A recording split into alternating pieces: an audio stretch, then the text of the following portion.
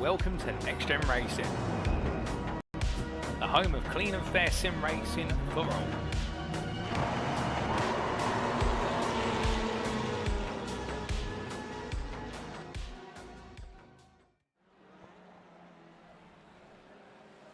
Hello, good evening and welcome ladies and gentlemen to the season finale of the NXTGEN Racing Touring Car Championship Season 10 as brought to you on the premier sim racing platform available only on PC, known as iRacing and proudly powered by none other than Doble Motorcycles. That's right, 9 weeks of racing have led to this. It is none other than our 10th instalment, round 10 of 10 in Season 10, and well, what an incredible season it has been. Over the course of the last few months we've seen our drivers go toe to toe from many a location around the world, including trips to Japan, the United Kingdom and on the European continent. Speaking of which, we have made our way back to the European continent today for everybody's second favourite Belgian circuit to bring the curtain down. Indeed, it's not the circuit of Spa-Francorchamps, it's its overshadowed and less infamous neighbour, Circuit Zolder, but still a circuit that's perhaps not as famous compared to Spa-Francorchamps. It is one that is definitely an established staple in the NXTCC. Why exactly is that? Well, its alternate layout will play host drives today, and at 2.49 miles in length is a circuit that's not to be understated. Because over the course of its 10 corners, it opens up the lap with plenty of sweepers, and the second half of the lap is dominated by chicanes and hairpins,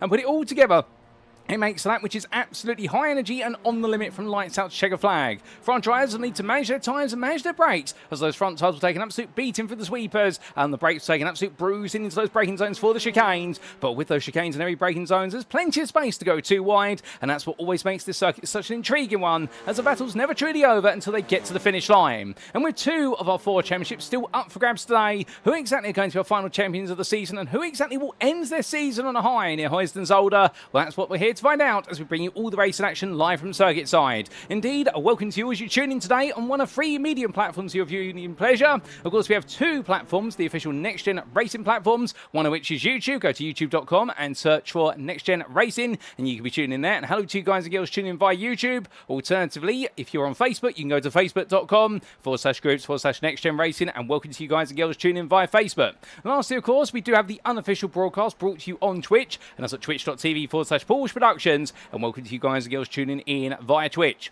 But regardless of what media channel you tune in from through today, as we look to turn any frowns upside down into smiles as we make our way towards the midpoint of the week, when the content booth you have myself, my name is Paul Bullshit Uninitiated, and we'll be covering all your racing action as it unfolds all the way to the final lap turned over the course of the season. Indeed, what a season it has been, and what a round we have in store today. Because in terms of our schedule for today, times in British Summer Time, that's BST, or Universal Coordinate Time +1, UTC +1, as we can see in approximately 18 minutes time, we make it way into our final qualifying session of the season. 15 minutes in duration as always, or drives out on the circuit looking to go for pole position, after which they'll then make the way into the pit lane before going back out onto the grid, and it'll be for the first of 3 races. Race number 1 due to get underway with 13 laps racing at 20 past 8, after which we take a brief breather before returning for the build up to race number 2 at approximately around about 5 past 9, and that'll be another 13 laps there, after which we then make our way back into the pit lane before going back onto the circuit for one final time, and it will be for none other than race 3 of 3 due to get underway at just around 10 o'clock this evening, and here are our final 13 laps of racing here at Circuit Zolder that will see us through to the conclusion of the season.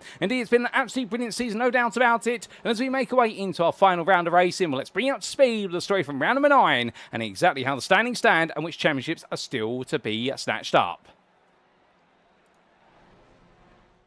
And as we can see, we have toured around the globe. It's crazy to think that we began the season all the way back on the 13th of January, where rounds been every 2 weeks, but of course, each round having a weekly format in the fact we have our practice sessions in the run-up to the race itself, much like you'd say in the BTCC. But as we started off all the way back at the Silverstone circuit on the 13th of January, we very quickly saw time march on, and with that we made our way to Japan for the Fujian National Speedway. We then saw a debut of the Portland International Raceway circuit in round number 3 on the 10th of February, and we definitely be looking to go back there again in the future. And then we made our way to an old haunter course, the Autodromo Nacional Monza, for round number 4 on the 24th of February. Then we had our mid-season break to coincide with the iRacing 2026 Season 2 TCR overhaul update, after which we then made our way back to the racing and into the second half of the season. Well, not numerically, but in terms of the split between the season halves. And we saw on the 24th of March our special endurance race round at the Mount Panorama circuit. There was plenty to be excited about there in round number 5 in Australia. And then we made our way back to US of A for a triple header all the way through April into the early stages of May at Watkins Glen International, Long Beach Street Circuit and Sonoma Raceway. And last time out on the 19th of May, we made our way back to Japan for the mobility resort Motegi. And in its Grand Prix circuit, what exactly went down? Well, firstly, we need to give a big round of applause to our now three-time champion, our champion-elect for this season, Wojciech Swirydowicz overall, who adds his name to the Hall of Fame in becoming a three-time champion, whereas Mikey Doble does have a grand total of 5 championship honours. Wojciech Swirydowicz now having 3 to Jamie Dory's 2, and therefore he has finally broken the deadlock he shared with Jamie Dory for several seasons, and he continues to march forward there. And well done to Wojciech Swirydowicz, and him bringing it all home with a brilliant set of results. Indeed, all he needed was a small handful of points, but he definitely went much further than that and brought home plenty in order to be able to become our champion for the season. And still was plenty of exciting racing throughout the entire day, and it wasn't just about Wojciech Swirydowicz taking his crown, because we saw it was a very hot day in Japan at the Motegi circuit, with track temperatures normally exceeding the best part of 50 degrees centigrade in qualifying race 1 and race number 2, only cooling going into race number 3 when the sun started to set. But even so, track temperatures still stayed above 40 degrees centigrade in at that race. And it meant tyre wear was incredibly high, especially for those running success ballast, and those of us really struggled in qualifying, including Wojciech Swirydowicz, and their struggles continued into race number 1, particularly when we saw a surprise front row lockout overall for Full Tilt Virtual Motorsport, with the prime of Benjamin Gregory taking his first ever overall pole position in the qualifying session in the NXTCC, and joining on the front row was Ben Altria. But into lap number 1 of race 1 we went, and we saw Gavin Garner, Kieran Smart and Adam Wilson were all sent to the gravel, but there was no safety car for it. But otherwise, it was a very close and intense race, with overtaking proving very challenging, as was to be expected at the circuit. But the overall win went the way of Ben Altria, and well, he led home the first ever 1-2 overall for Full Tilt Virtual Motorsport in the series history, and he took his first career overall win by 3 seconds in the end over what was Michael Lease. Meanwhile, in the Pro-Am class, it was Benjamin Gregory who took the Pro-Am win, and we got to see in the Am class George Stone bring on home what was an absolutely brilliant result, and what a fantastic run all the way to the very end, no doubt about it, between the drivers. But George Stone then carried on into the second day, but in the second race of the day, and didn't quite work out for him in race number 2, nor did it quite work out for Ben Altria to try and make it back-to-back wins, because Wojciech Swirydowicz overpowered him over the course of the race distance and brought on home the win by 9/10 of a second, which confirmed him as the Season 10 champion and a 3-time champion at that. As for the Pro-Am class, it was Michael Lease who jumped Benjamin Gregory right at the start, and he had to fend off Jack Pitts for the entirety of the race, holding on to the win by 6/10 of a second. And then we did go into race number 3, where it was a top 19 reverse grid. 19th place made its way out of the Lottery Bowl once again, and we saw it in the first race 3 grid in multiple rounds, but there was no AM driver included in the reversed order, and it meant we had a brilliant mix of pros and prams together, and all the AMs were at the back of the grid, and led for a sensational conclusion to our penultimate round. What we did was to see the safety car for an instant at turn 3 on lap number 2. When all the dust settled down, come the finish line, it was Gavin Garner who took his first overall win of the season by 3.7 seconds, and his first overall win for several seasons, having held on all the way to the very end as all the pros and prams battled behind him, and he was able to gradually escape. Meanwhile, in the Pro-Am class, it was Joe Coffin who had a huge revitalisation, having started third in the class. He found himself in a 4-way fight for second place overall and the Pro-Am win with Exton, Smart and also Adam Wilson-Weir. And well, for the most of the race, it all came down to an incident on lap number 8 between Exton and Smart, then able Joe Coffin to take the lead, and after it was able to fend off Adam Wilson-Weir to the finish line. And in the AM class, well, if it was George Stone who took a win in the first race of the day, his main rival Lewis Mace was able to take a win in the final AM race of the day, and he had a brilliant start jumping to lead by turn 1 ahead of Nigel Stock, but he lost the lead midway through the open lap and had to very quickly recover. But there was instance for George Stone, for Adrian Fritsch and Nigel Stock on lap 2, and it handed the lead back to Lewis Mason, and he never quite let it go. And that's how we go into this season finale then. It is, of course, Tuesday, the 2nd of June, 2026. It's round 10 of 10, and we're here at the Circuit Zolder alternate layout. But how do the standings stand after a grand total of 9 rounds? We begin with the overall Drivers' Championship, and here we can see Wojciech Swirydowicz on 416 points. He cannot be caught, and his teammate for Project 26 Alpha Touring Challenge of Luciano Witvoet neither could be caught, despite the fact he's missed the last few rounds, and therefore it's all down now to who will finish third. Will it be Ben Altria, who's moved into third for the first time this season, getting ahead of Isaac Doble by a grand total of 4 points, or will we see the Double Sim Racing driver launch his way back into third at the very end? They are the two contenders for it, as Jamie Dory in 5th place with 154 points. He tries to hold on to his spot inside the top 5, only 3 points ahead of teammate Gavin Gardner for NXTGEN Pink, and they've got a bit of a gap to Andrew Pike and Joe Coffin. Craig Twardock and Lee Horn complete the top 10, and on 120 points for Lee Horn, you can see it's only a further 5 behind to Matthew Cheverton, who's only ahead of Michael Lease based on result countback. In 13th, it's Stuart Winnis, and the Scottish driver right now not quite on the points when it comes to the overall standings, but you'll see very shortly how that changes with the Pro-Ams, with Kieran Smart only 3 points behind him with the 2 teammates, and Jack Pitters there being cheered on by his dad today of Robert Pitters as always. Well, Jack Pitters may have only joined as Watkins Glen, but he's definitely become a firm a favoured driver in the grid, we could say, and we look forward to seeing what he can do today and whether he can end this season over 100 points in the overall championship. He is the best part of 9 ahead of Benjamin Gregory, and we do have Ben Beddyworth, Logan McKenzie, Alex Meredith, and Nick Clibbers completing the overall top 20.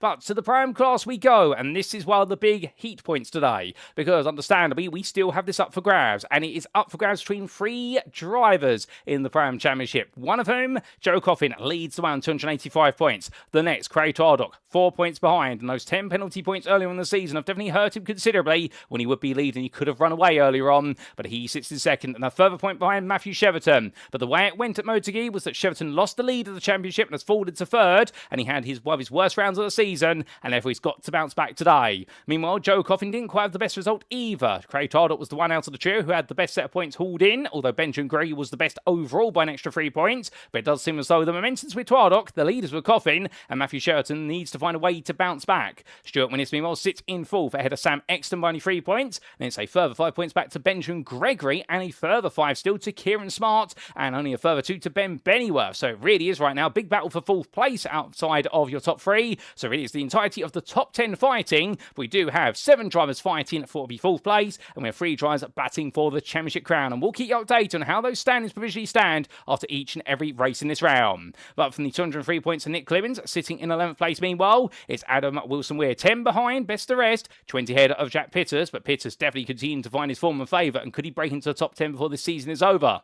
Alan McCain sits 13th ahead of Andy Fox, and it's Phil McDougall sitting in 15th on 80 points, 5 ahead of Joshua Downing, with being a further 11 points to Matthew Jordan, who's only ahead of Carl Thompson based on result countback and penalty point inclusions. And we do see Reese Watt and Sam Smith complete in the top 20, and outside the top 20, not to be forgotten about, it's Jack Brown, Luke Jones, and Lewis Delmont. And then we do look to the AM class, and here we can see. And then the AM standings, where is Lewis Mason, who is the favourite. He has a 23-point advantage, taking the biggest score of them all last time out. However, George Stone is not giving up, and after his trio of victories at the Sonoma Raceway, it was definitely not that way last time out, although it looked so it was going that way based on the first race of the day. But for Stone, he needs perfection today, and he leads Lewis Mason to make some mistakes. Remembering, of course, no round is dropped this season, and therefore every point truly counts from round to round. Marcel Fritsch sits in third, and in theory, he could steal the crown, but he would need Lewis Mason to have a nightmare round, and he'd need George Stone to make an absolute fumble of it, and therefore we are expecting it really is between your leading pair and Marcel Fritsch, meanwhile, with 20 points out of Adrian Fritsch.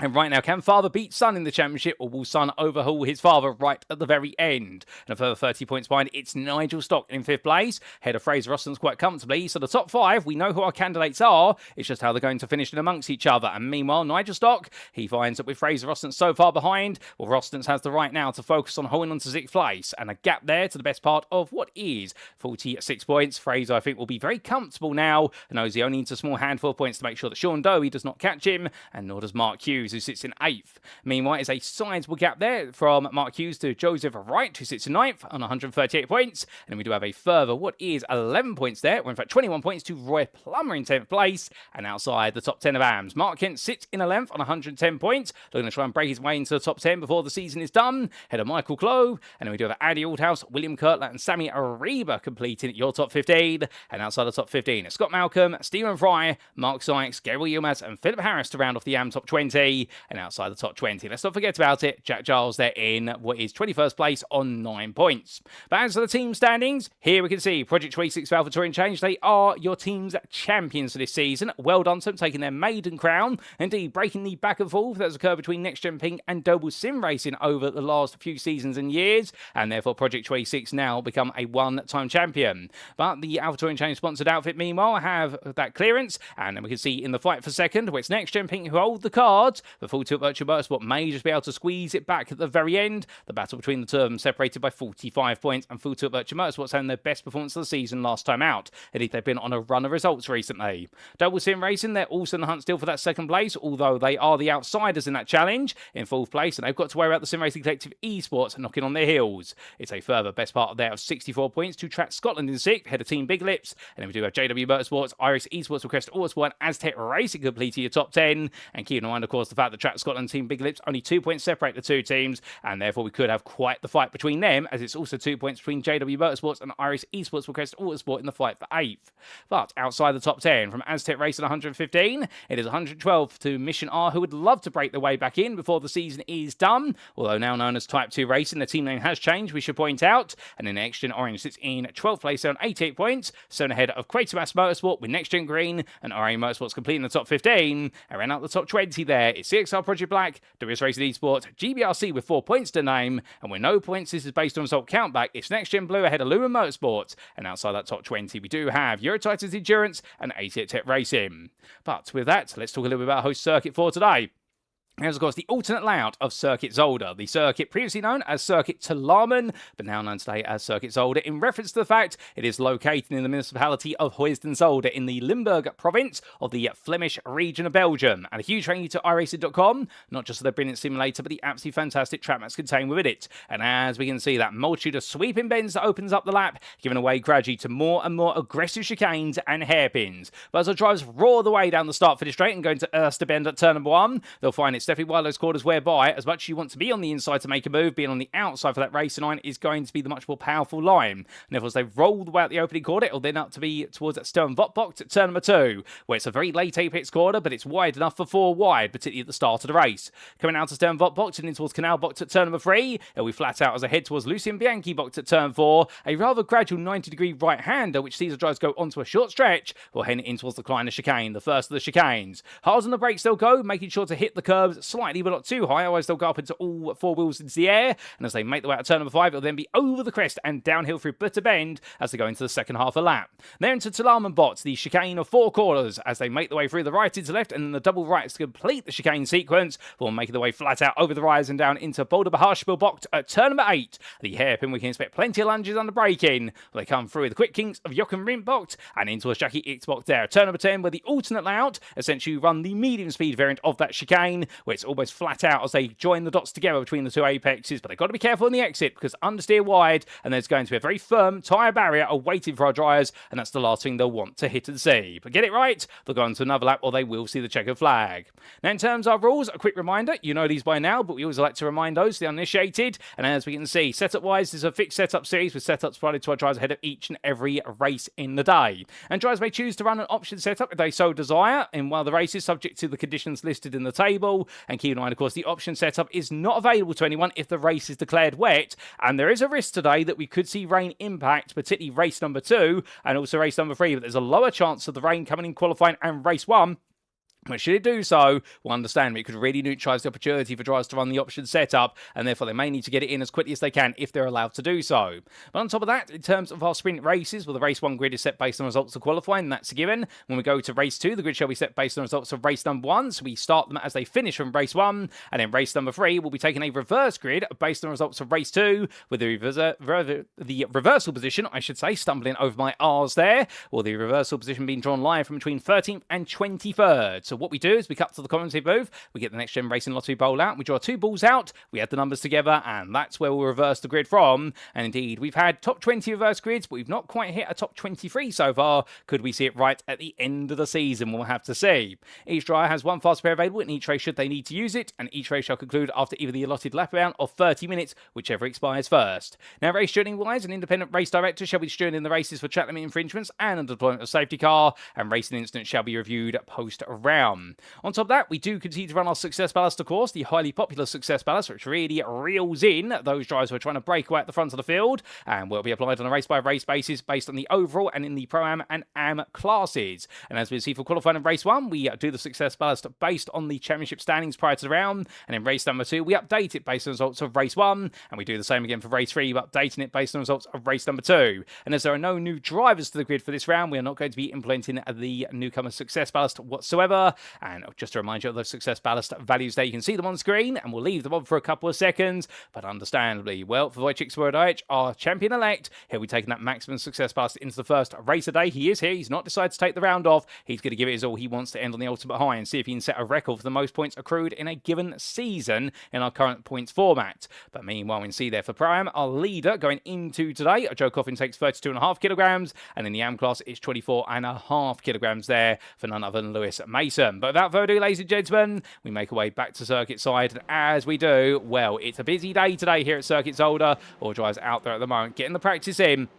And not long to go before we do go green flag racing. And well, it's going to be an exciting one at that as they head on around. But as they do, well, of course, Craig Tardock right now, currently the second fastest out there and rolling his way on around as best he possibly can. But understanding for Craig, a bit more work to be done. But as he makes his way on around, well, looking quick, no doubt about it. Prime provisional pole in this practice session. But that's not worth anything until we do go green flag racing. Or at least we go into the qualifying session, you could say. And what Isaac Doble currently the fastest of everybody out there by 2.5 tenths over Tardock, and then we do see Wojciech Swirydowicz a further half a tenth behind. As Ben Altria meanwhile sits in fourth place currently, but the leading in terms of practice pace and driver is currently Nigel Stock, parked up in the pit lane, and a lot of drivers in the pits there. But they won't be for much longer, ladies and gentlemen, because practice is complete, and it is time to make our way into the qualifying session. 15 minutes, who's going to put it on pole? It's time to find out in our final qualifying session of the season.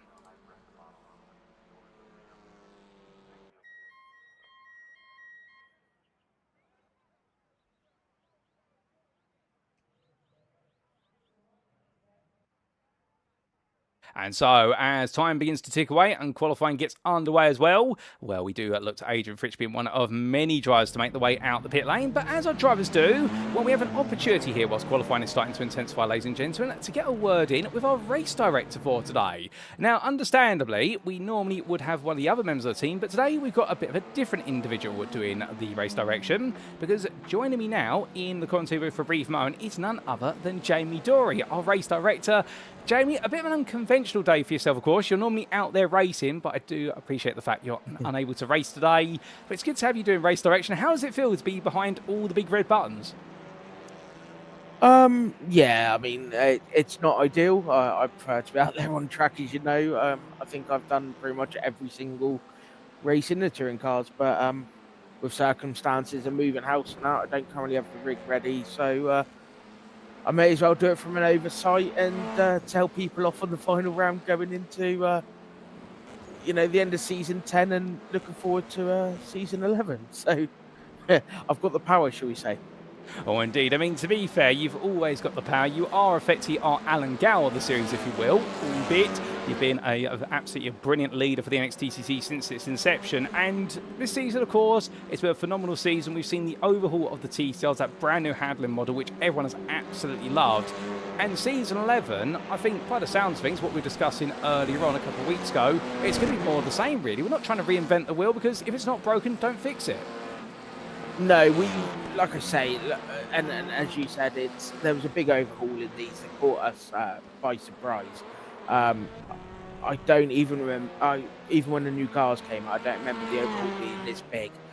The setups aren't quite up to scratch as what we would want at the minute, but we've had some people like Wojciech behind the scenes who's been testing, giving me loads of data. I've accumulated it going in for season 11 to make these cars work a lot better and to bring the racing back. There'll be a few little changes here and there to spice up the racing, as you know, every season we do. We're going to scrap the option setup just because that was a bit of a headache, and yeah, just go with what works, run with what works, and just tweak the edges as we always seem to do, and make the league even closer, even better, and try to stop Wojciech having another storming season.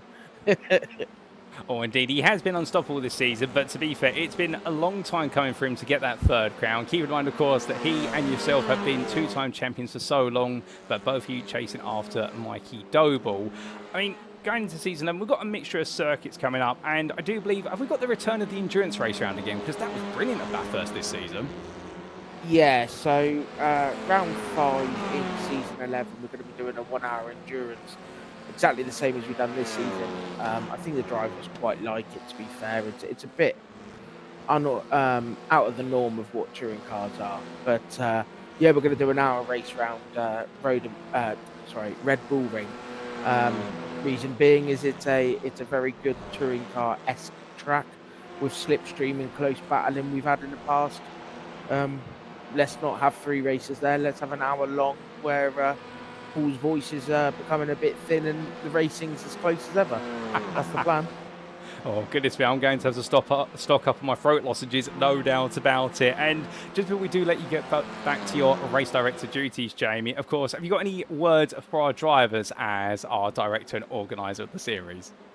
Yeah, you know, as I always say, I'll give you a couple of minutes before you go into the classification and quali. It's just a massive thank you to everyone who watches, you know, everyone who races. Yes, I might be the Alan Gow, as you so say. I just do the administrative side of this league. I listen to all my drivers and the people involved. It's their league. It's, you know, this is why we are arguably one of the biggest touring car leagues in iRacing, because, you know, the drivers bring everything to this, and without them, there would be no NXTCC. Likewise with yourself, Paul. You know, the people behind the scenes, they are the real thoroughbreds. It's not my league, it's their league. I just bring it as one and just improve it. So a massive thank you to everyone. You know, Gaz does the safety car, Benji's done race control this season, yourself in the comms box there, Paul, all the drivers, and everyone who gives up their Tuesday. So yeah, as always, a massive thank you to them. And without them, we wouldn't have this league. So yeah, hats off, and keep an eye on Discord, social media for the promotion of season 11, and hopefully we get a good solid grid, and we fix the little bugs that have been with these cars in the latter part of this season. Well, Jamie, I don't think anyone could have put it better other than yourself, and well, we do appreciate you giving us the time to a quick word as this qualifying session does continue. So we're going to leave you to it. Thank you for coming in for a chat with us, and enjoy the racing from the race director's booth today. No worries, thank you, Paul. So here now, ladies and gentlemen, from Jamie Dory, fulfilling the role today of race director. And it's crazy to think, I believe he is absolutely right. This is the first round in the NXTCC's history. So keep in mind, we have had 10 rounds a season since what is the very start. This will be the first ever round he has missed as a driver, but he's still here acting as a race director. With some absolutely brilliant words there. And we just want to also give a quick mention, whilst we are here, in the fact we do have a new sponsor for the Next Gen series today, and you'll see them on the logo reel on the right hand side of your screen. P1 Docs. We'll tell you a little bit more about them after our first racer day is complete, because we don't want to be rude, unfair, and exclude them. And we do value all of our sponsors here at Next Gen Racing, where it's in the NXTCC or across all of our series. So we'll tell you a little bit more about P1 Docs and why they're so relevant to sim racing a little bit later on in the show. Alas, we must focus on what's on our screen, and that is qualifying, as currently it is this man, Wojciech Swirydowicz, who proves to be the quickest of everybody, at least thus far. However, is he going to be the quickest for too long? Because of 30.822, well, that is a monster lap. But Kieran Smart right now trying to close him back as best as possible in his own Hyundai Elantra. The Elantra's looking quite quick here today at Circuit Zolder, as we do see there our leading prime time making his way around. We also do say hello in the Facebook chat there to Roger Pike alongside Robert Pitters, and Roger Pike cheering on his son Andrew Pike. And as always, we say hello to Roger and Angie who are tuning in via Facebook, and I hope you're both doing well and having a lovely day thus far. And in terms of Andrew Pike, well, this has not only been a happy hunting ground for the Sim Racing Collective driver. In previous seasons he's gone quite well here, and it's showing already. He's currently the 8th fastest of everybody overall, and out of the pros he is currently the 4th fastest. He makes his way around, but I suspect to be hoping there's just a little bit more to be found before all is said and done.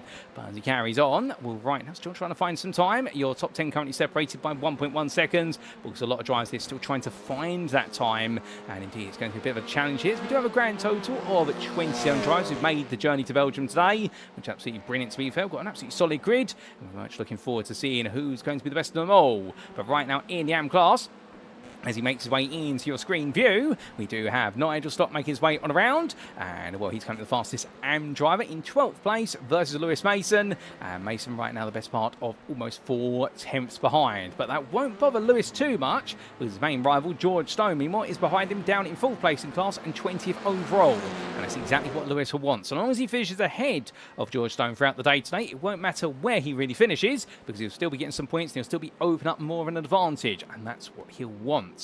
And well, as he comes on through to go on to another lap, well, meanwhile, we've got a few drivers into the pit lane, including Wojciech Swirydowicz, who I think has actually sped into the pit lane, so therefore he might have a penalty he's going to serve, and the safer for Craig Chardock, as he made a bit of an issue into the pits from what I'm hearing in my ear, and Alan McCain still in the pits at this time, but I'm not aware of any penalties that we do have in 4-star drive stay. No qualifying bans as such, therefore they can all go for it as much as possible.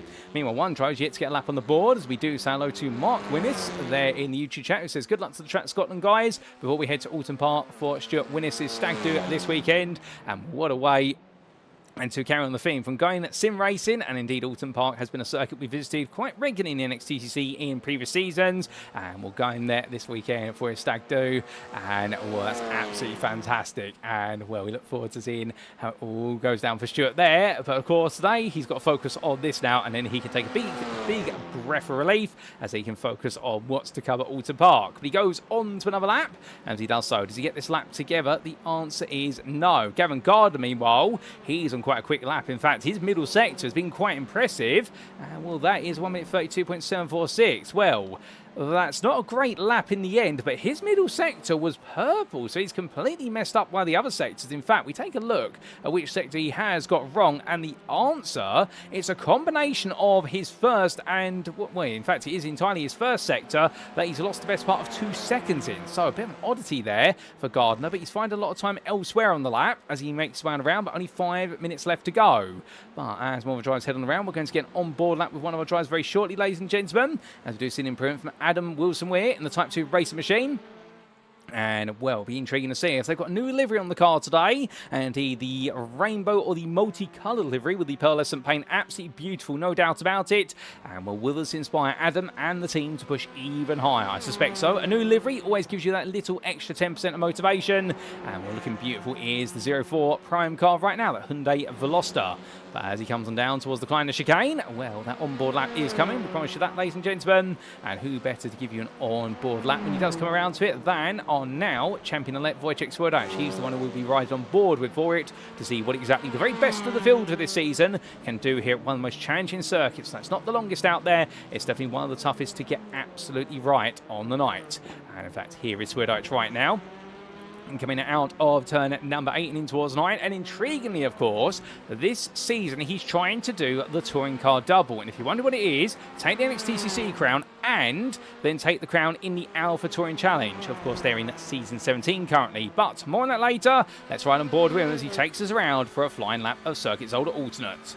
Made his way down towards turn 1 and onto the brakes he goes, braking at 150 metres from apex down to third gear, mounts the curb and now goes flat out here coming up the corner in towards turn number 2. From Erster into Stern Votbox and onto the brakes, rolling his way through, lovely line through there, gets a nice late apex and now full throttle as he comes on through Canal Box and up towards Lucien Bianchi Box at turn number 4 as we do see the Quackmas Motorsport car stepping aside, but onto the brakes he goes here and in towards the 90-degree right-hander. It's not too sharp of a corner, but you've got to get it right, and Swirydowicz there absolutely nailing it as he makes his way on the short stretch up towards the Kleiner chicane. Now here he'll look to his right hand side for his brake marker. It'll be that 100 body brakes at, coming all the way down the gearbox and hops from one curve to the other, and in the end brings it down to terra firma. A lovely jump there, but he's cut it too much. It will be a slowdown penalty for Swirydowicz, sadly. So therefore this lap has been invalidated. He heads through Bitter and in towards Talam and Box chicane at turn 7. Make his way through the right into left, and now be through the double right here as he's got to try and manage understeer, but also keeping that throttle absolutely pinned as he makes one around right now. The Project 26 Alpha Touring Challenge driver gives us an entertaining lap, but I suspect this is going to be upgraded to a black flag lap very shortly, given he hasn't slowed down. Braking his way at the 150 metre board in towards the hairpin, but runs very deep there by design. That is to get rid of the slowdown, and we understand he would have gone for a much tighter apex. We're going to stay on board as he heads through Jochen Rimbocht, and now up towards what will be the final corner. Jackie Xbox in dedication, the Formula 1 driver, much like Jochen Rinkt, and makes way from left into right here, but you can see how quick it is. There's no real braking zone. You chuck the car in and pray that you've got the line absolutely right, and that's what our drivers will be doing time and time again in the races of today as Swirydowicz crosses the line, and well, that lap does not count given the fact it did have the invalidation over the Kleiner chicane curbing, but he got it a bit wrong there, and now he's going to try and get it right. Kieran Smart currently the fastest prime drive still, but almost 3.5 tenths off of Swirydowicz. Cannot find the time, but to be fair to him, with the fact he is still almost 1.5 tenths ahead of Michael Lees, that's not going to feel too bad. And the Track Scotland driver really could be kingmaker today in the prime class, as Michael Lees would love a shot at it. But Matthew Cheverton, the Aztec Racing driver in the 001, this is a shock to the system. He's only got 2 minutes left here. He's down in 19th place. He would not be happy with that whatsoever. This is not where he wants to be, and he's got a lot of time to find very quickly. As otherwise, he's going to be starting the lowest of the top 3 in the Pro-Am class. And, well, if he's all the way down 19th place, 12th in class, that is not happy news for your number 1 driver. And meanwhile, well, Stuart Winnis, he is currently sat in none other than 9th place in Pro-Am. So he's now in the best of qualifying points. But Joe Coffin, the championship leader in Pro-Am coming into this round by only 4 points over Craig Twardock. He's down in 12th place, 7th in class. And meanwhile, where is Craig Twardock? Well, we're looking for him, and he's in 6th, so he's only 1 place ahead, but he is at 4 up the road overall for the Sim Racing Collective.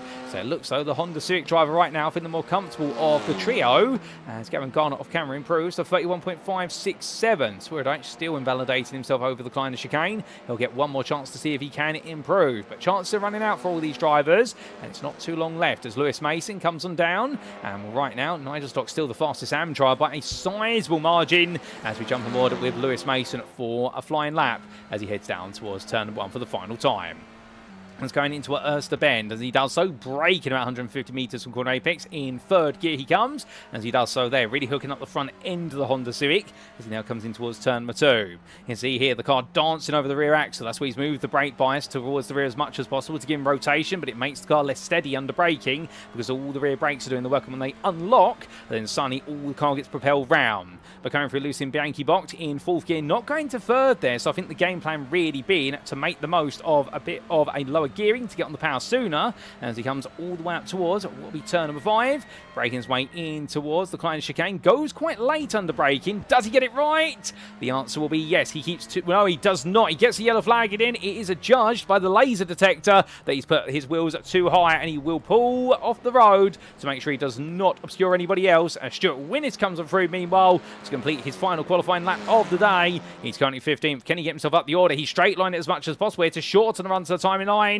It's not an improvement. He stays 15th overall at 9th in Pro-Am, so therefore he is looking to be in a bit of a danger zone here in qualifying. Sam Exton, he's not improved at all. He is 21st. This has not gone right. What about Joe Coffin? Well, he is 13th overall, but Craig Twardock will be the best of the leading trio in the Pro-Am category, and will meanwhile Nigel Stock makes his way along, but he takes it nice and easy. He's not going any quicker, but I think he's also made a mistake because that Elantra does not look healthy. Kieran Smart improves to 30.976. He finds 1.5 tenths there right at the end of the session. Well done to him as Adam Wilson-Weir makes his way into pit lane. He'll be pleased with that. 3rd in Pro-Am, 5th overall. We've still got a couple of drivers to come to the line, and well, the last one in fact has just done so. Alan McCain, he gets a lap on the board. He will be 27th out of our 27 entrants. It's a 33.254, and he is 7 tenths off of Joshua Downing, the next driver up the road. But that is qualifying complete, ladies and gentlemen, and what a qualifying session it has been. Your champion-elect overall, Wojciech Swirydowicz, taking pole by 1.5 tenths. Kieran Smart will join in that front row for the Pro-Am pole position. Michael Lees a further 3 tenths behind in 3rd place, and Ben Altria joins from the 2nd row there, a third 10th behind. And then we will see, you've got to go all the way down to 13th place for your AM pole sitter, but Nigel Stock in a bit of a postcode of his own, because 13th for him overall, 20th for the 2nd fastest AM driver, Lewis Mason. But for Mason, all that matters is he's out-qualified George Stone, and he's beaten him to the punch there by 5 places. In 24th place will be Stone, in amongst Sean Dowie behind him and Adrian Fritsch in front of him. Unfortunately, no Marcel Fritsch here today. We do have Adrian Fritsch, however. It's unfortunate we can't see the father and the son, but it very likely means that Adrian will be taking that 3rd place in the championship, and Marcel will fall to 4th in the end. But qualifying is done and dusted, and what a session it has been. And well, I do see a question in the YouTube, not from the YouTube chat, in the Facebook chat from Robert Peters saying, I wonder how Jack will get on if he did a full season. And well, something tells me I think he would have a phenomenal season, Jack Pittis, and he would definitely mix it in because he's once again inside the top 5 in the Pro-Am class in qualifying, took 4th in class, and he's definitely looking to be very rapid. But, ladies and gentlemen, for the first time today for our 13-lap races, this is how they'll all line up in race 1 of 3 in round number 10 of season 10 of the NXTCC, the Next Gen Touring Car Championship, brought to you, of course, on iRacing powered by Doble Motorcycles. And it's Wojciech Swirydowicz who takes pole position for Project 26 with Alpha Touring Challenge, and he'll be joined on the front row of the grid by Kieran Smart, the Pro-Am pole sitter of Track Scotland. Behind the Pro and Pro-Am pair, it'll be a Pro-Am and Pro pair, with Michael Lees of JW Motorsports just out qualifying Ben Altria by 10th, and the 42 Virtual Motorsport driver in turn only what was 300ths faster, if that, than Type 2 Racing's Adam Wilson-Weir.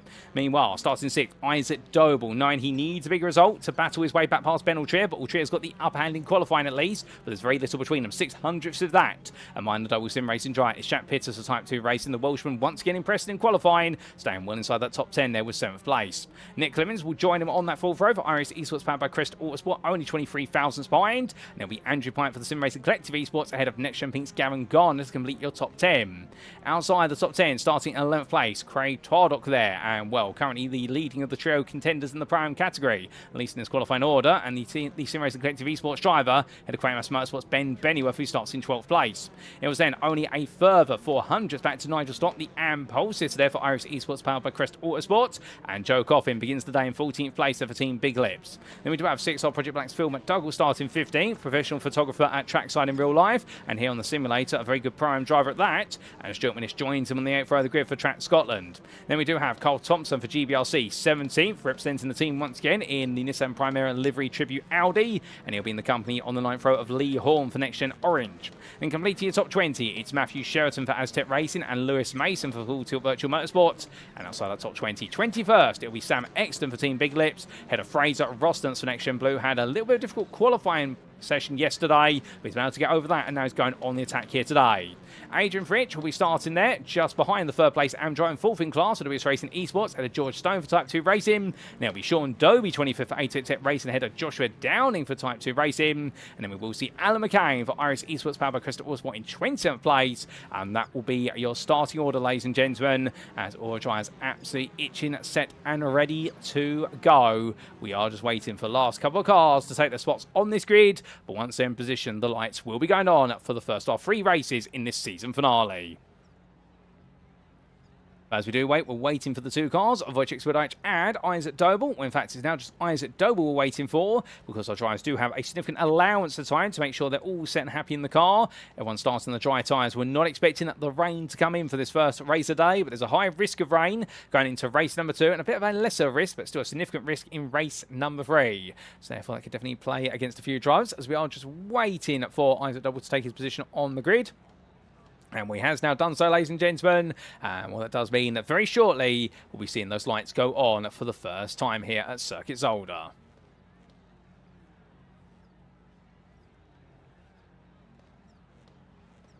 As I do take a quick sip of water there, because I suspect otherwise I will lose my voice. And what's a recommendation, if you haven't got yourself liquid refreshment, it may be too late now to go get yourself a top up just before we do go. But indeed, it's definitely worth grabbing some before we go into our next race later on today. But it's going to be quite a long run down towards turn 1. And looking at it from Swirydowicz's perspective, that is the best part of around about 400 metres to that opening braking zone. It is a long charge, and Kieran Smart would love to beat him there. But the field is set, the lights going on for the first time, and it is going to be 1, 2, 3, 4, firing lights. And it's lights out, away we go here for the first season finale race at Circuit Zolder Alternate. And as they roll the way down in the Limburg region, well, here they go into the opening bend. And Kieran Smart in the better launch there. And Wojciech Swirydowicz trying to go too wide of him through the corner. And Swirydowicz will retake lead as quick as that. Gavin Garner fighting with Jack Pitters immediately as they head up towards Stenbok at turn number 2. But look at Michael Lees in the all-black Joey Motorsport machine. And he's under pressure from Ben Altria. Looks around the outside, but can't quite make it work. Further back, Nigel Stock getting into the thick of the fighting already as well as they come past the solar panels. And there we can see Nigel Stock going slightly wide there in the rear of Nick Clemens. And we're coming in towards turn at number 5. And as they do so, well, it looks so there. A couple of drivers have gone a bit wide, but everyone's saving them through the opening corner nice and smoothly. But Swirydowicz already putting away. And in fact, we've had a bit of a loss there for a couple of drives. In fact, I do believe Adam Wilson-Weird's gained. And who's gone off the road? It was the man who started in 2nd place. He's fallen all the way down the order. And that is going to be none other than your machinery of Kieran Smart, who's had a major off. Now, what's happened to Kieran? I'm not quite sure. We've lost him, and hopefully we get to see him come back on at some point. But he's definitely out of this order at the moment, so it's gone very backwards. But meanwhile, coming down through, but into the barrier. That's Ben Bennyworth at the rear of the picture. He's been ejected out there before he's got to Talaman for the first time of asking, and it's all gone very wrong for him as meanwhile the rest of the field carries on. But will we see a safety car in this first race today? I don't think we will, given the fact the incident hasn't obscured the road. We've got quite a few slowdowns for a few drives. They've all been very liberal with track limits at Talaman Box, and well, they've got to pay the price for it. As George Stone still battling with Adrian Fritsch. He's found his way past at the start, but Fritsch is coming back at him here as they make the way out of the hairpin and onwards towards, they'll go up towards Jochen Rimbocht. And as they do, and meanwhile, coming out to Jackie Xbox, Isaac Doble in 4th place. And Ben Altria a bit further up the road. You can see Altria behind Swirydowicz. So after one lap, it's Swirydowicz who leads ahead of Altria, followed by Adam Wilson-Weir, who is your Pro-Am leader at this time. Isaac Doble sits in fourth, ahead of Craig Twardock. Then we do have Jack Pitters in sixth, ahead of Gavin Garner, Andrew Pike in eighth place, ahead of Nick Clevins, and Nigel Stock is your Am leader in 10th, with Michael Lees, the fifth place Pro-Am driver, behind. And we believe that Lees has had a bit of contact with the man who starts in second place of Kieran Smart, and that has led to both of them falling down, but Smart more than Lees. But we will get a replay of that when we can, as they now make the way in towards turn number 4 for the second time of asking. McCoffin over the back of McDougall as they power the way onwards, and we'll battle an army of Hondas here, but who's going to be latest late breakers? All these cars, of course, equal on setup, minus the brake bias, which is driver preference as they come on through. When Hobson skips their way between the curves, but nobody makes a mistake this time.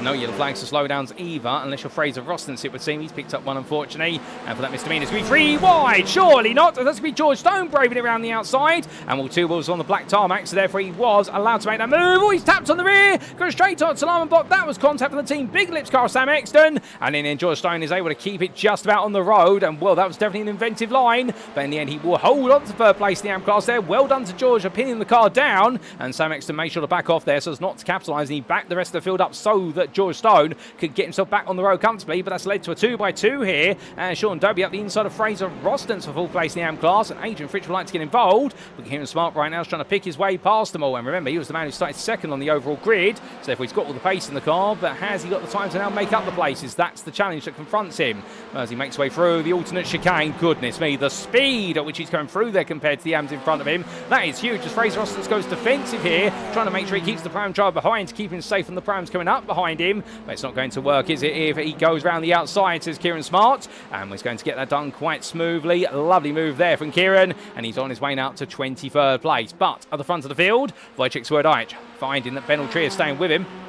And Altria a little bit less weight in the car by comparison, the best part of 40 kilograms of the success ballast compared to Swirydowicz's 56 kilograms, and right now Altria staying with him. Swirydowicz has picked up a slowdown penalty there for track limit at where's the Kleiner chicane, so he will gradually burn that somewhere on circuit, and Altria is going to have a better opportunity to attack him. Further back, we do see Adam Wilson-Weir still keeping Twardock behind, and Jack Pitters is closing up quickly. And Pitters today running the Volvo S40 Tribute livery. That's a throwback to the Super Touring era British touring car. Indeed, many of you may remember, of course, that when Volvo made their debut in the Super Touring era, it was originally with the Volvo 850 Estate, and then they did transition to none other than what was the S40 Saloon. But the Estate did what it needed to do, which was it got everyone looking at it rather than looking at the front of the field, and will the Volvo livery living on iconically in the hands of the likes of Lammers, and also none other than arguably one of the best touring car racers that ever lived and has ever raced, none other than Rickard Rydell. But as Jack Pitters tries to get his Rickard Rydell out, will make his way on through, no doubt about it.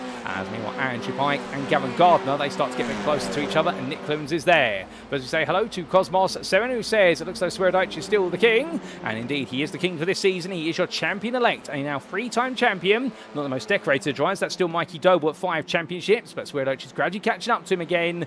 Well, in terms of these touring cars and the new Audi, we are seeing the new Audi. It's definitely proving to be a bit more the middle of the ground car compared to the Gen 1 Audi, which is all about power and acceleration, and also being very hypersensitive to curbs. Meanwhile, now it's a bit more happy in the corners, and with those curves, it has lost a little bit of its straight line speed advantage, but it is a much loved car out there. Many saying it really is the most modern of the touring cars, for good reason, because it is, but also it does really feel as though it captures the TCR spirit. But as they come down to that braking zone right now, with Michael Easton and his Howdy being elbowed down the order, as that was Joe Coffin and Phil McDougall getting on past, and Stuart Winnis there with Matthew Sheraton as they come over the rise. But will it be too wide here between Sheraton and Horn? It will, as he heads in towards Thlarman Box here, and Sheraton going defensive. A little bit of tap there from Horn, but keeps it together. But Sheraton needs to pick up these places right now. He is not in a happy place. He is struggling, Sheraton, trying to pick up those prime positions. He needs to beat Joe Coffin, and also he does need to beat Craig Twardock, who meanwhile, as he comes on through in towards the hairpin at turn number 8. All tied up right now, battling for full place overall with Isaac Doble, and Jack Pitters is just behind. So Pitters trying to get involved as they make their way in towards the alternate chicane. Here they come into the braking zone, dab the brake, chuck the car in, feed the throttle back in, and then flat out you come out of turn 10, out of Jackie Ickbot Bend, and we're going into lap number 5 very swiftly. But Wojciech Swirydowicz sets a new fastest lap of the race, and we'll have to get rid of that slowdown penalty and losing the lead to Ben Altria. We'll understand he now wants it back, but he's going to work a little bit harder for it. As meanwhile, Lee Horn finds himself almost in a 3 wide there. Stuart Winnis right in the middle of the road. Sheraton on the outside, Horn on the inside, and Wernier and Sheraton still still going to fend off the Pro driver. And Horn trying to go all the way around the outside here, coming through what is Sternbot boxed into Canal Box. Is it going to work? The answer is no. Cheverton still holds that inside line, going in towards Lucien Bianchi box. But this is costing Cheverton time. It's going to cost him places as the car goes spin into the grassland contact with Horn. I think he tried to come across into the barrier. And for Matthew Cheverton, that surely is going to be a tow to the pit lane. There's no way that car's going to be recovered. Or it's going to crawl round an entire lap into the pit. And I suspect there will be words between Lee Horn and Matthew Cheverton after that one. I wouldn't be surprised that goes to the stewards after today. But that does not help Cheverton at all with regards to chasing after the Prime Crown. And we understand he will be absolutely fuming right now, but he's got to channel that anger into race number 2 and make sure it doesn't consume him. As meanwhile, Stuart Winnistead burn a slowdown penalty coming through Butter, and Horn will take 14th place off him there. And we're not pointing the finger at Lee Horn to say that he caused the incident. He was just one of the 2 belligerents in it. We'll try and get a replay of that when we can, because there's always a different angle to every incident. And well, that's why the stewards, we're in the commentary booth, because understandably, we don't get all the camera angles that they do. As Michael Lees goes deep there, coming through turn number 8, and well, losing another place at Boulder Harshfield Box, going down to 7th place in Prime, 13th overall, and things definitely seem to be going further down the order for Michael Lees rather than up. But as we cross the halfway threshold of this race very shortly, well, let's take a look back at some of the big moments of the race, ladies and gentlemen, including what happened to Kieran Smart on the opening lap. And this was Kieran Smart making his way in the long train of cars they head on around. But we look down to other closer cameras going in towards... Oh, I think he was in contact there with Michael Lees. We don't really get to see it because of the solar panels. Can we get on board there from Michael Lees's perspective? I think we can.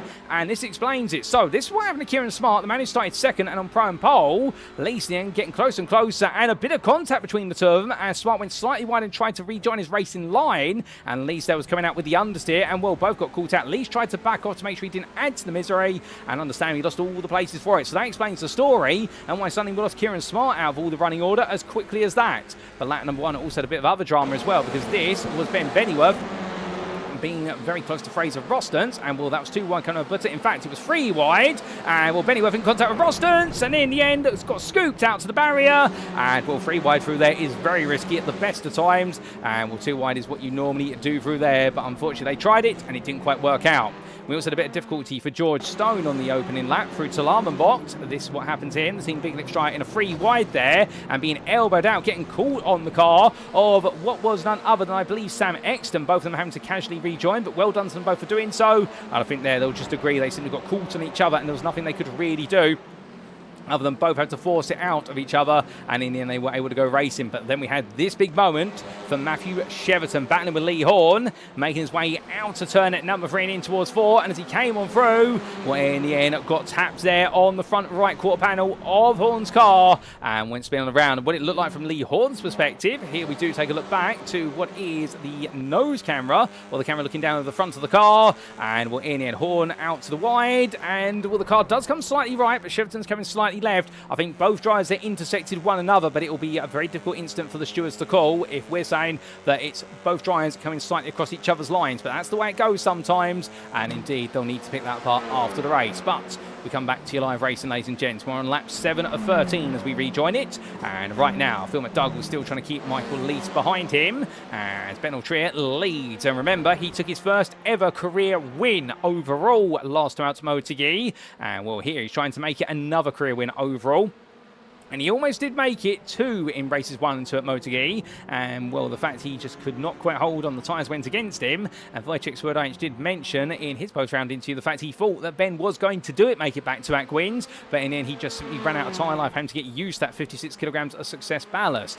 But as they make the way on around, well, understandably right now for Altria, he's just got to keep it together. Ben Swirydowicz watch it on. But remember, for your champion-elect, he doesn't need to get a big score today. All he needs to do is stay out of trouble, and he will be safe and sound.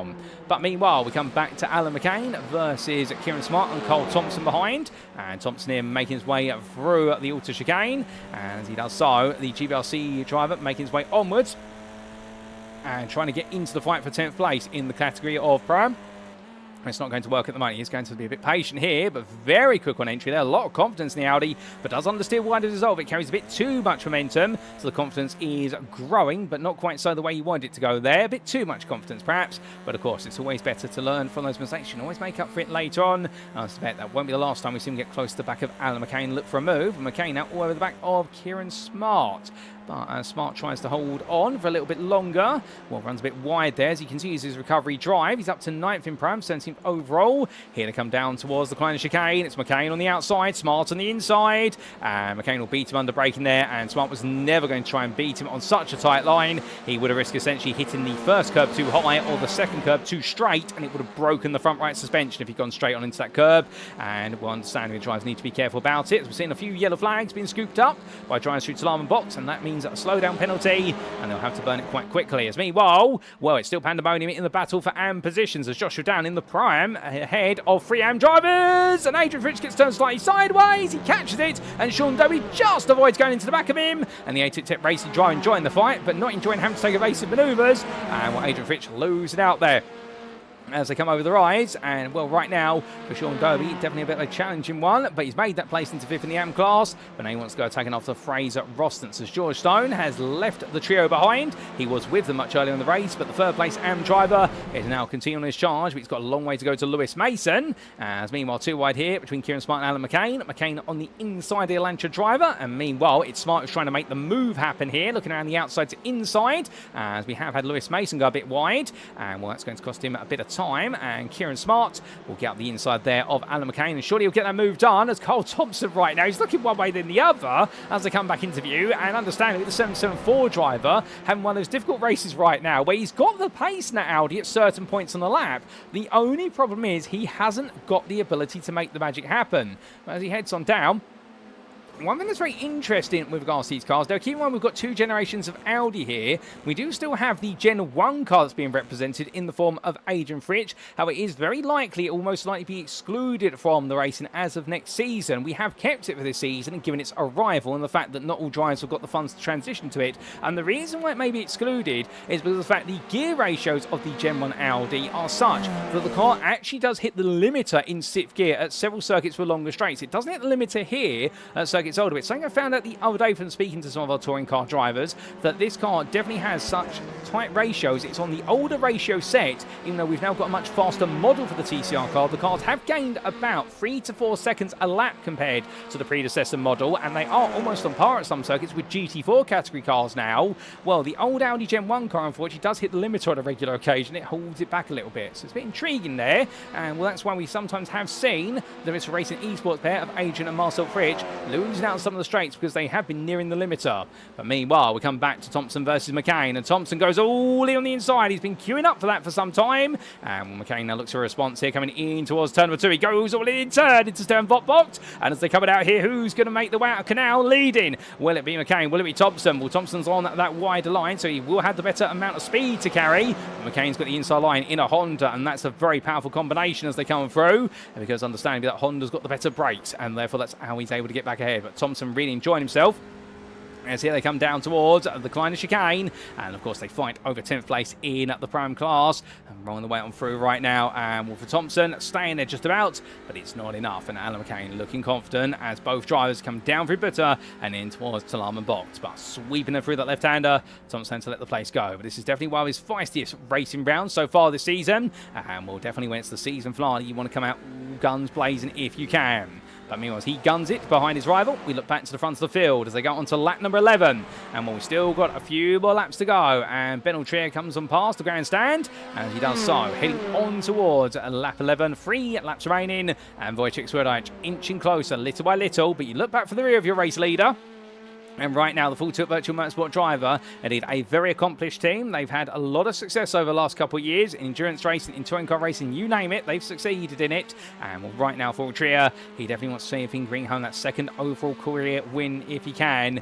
And Swirydowicz is no slouch, but understandably, Wojciech right now probably thinking about managing those tyres and just waiting to see if Altria pushes them a little bit too hard before the end of the day. Now, the upside, of course, for our Elantra Dry Estate is we do have a relatively cooler circuit compared to Motegi. We've got the risk of rain. It's quite humid on the European continent. However, it's not too hot, and therefore front tyre life will not be degrading anywhere near as quickly as it has done previously. Meanwhile, Lee Horn side by side here with Phil McDougall, and right now that's going to be Horn moving ahead there on the inside to outside down towards the Kleiner chicane. Behind is Stuart Winnis, who's getting close again, but here comes McDougall at the inside. He says, "You thought you were past me, Lee." Well, I proved to you you were not. As meanwhile, we've had Gavin Garner just towed to the pit lane due to an incident through the Kleiner chicane. We didn't quite catch that. lap. We will get a replay of it when we can. Meanwhile, Lewis Mason, yellow flag there. And so he's burning a slowdown penalty, and that's enabling Alan McCain to pass him, and Kieran Smart's trying to come and through. And Mason right now can see in his rear view mirror George Stone is at the back of the group, and with the Type 2 racing driver Sam Exton for company, he's closing gradually on Mason. Could there be a fight for second place in the AM class before this race is said and done? We'll have to wait and see, but right now still laps to be made. But meanwhile, as these drivers come towards the end of what is lap number 11, we take a look back at what exactly happened to Gavin Gardner. And this was Gardner making his way into the Kleiner chicane, behind at the time Nigel Stock, so they were battling for 9th place. And well, we hit the curb too high to begin with, and the car bounced around on the exit of the chicane into the barrier. And that's why if you hit that second apex curb too high, that is the aftermath, ladies and gentlemen. The car will be ejected upwards, and it all ends up in dismay. And it's got a feel for Gavin Gardner. He was looking good, and well, now it's all gone wrong as we come back to your live racing.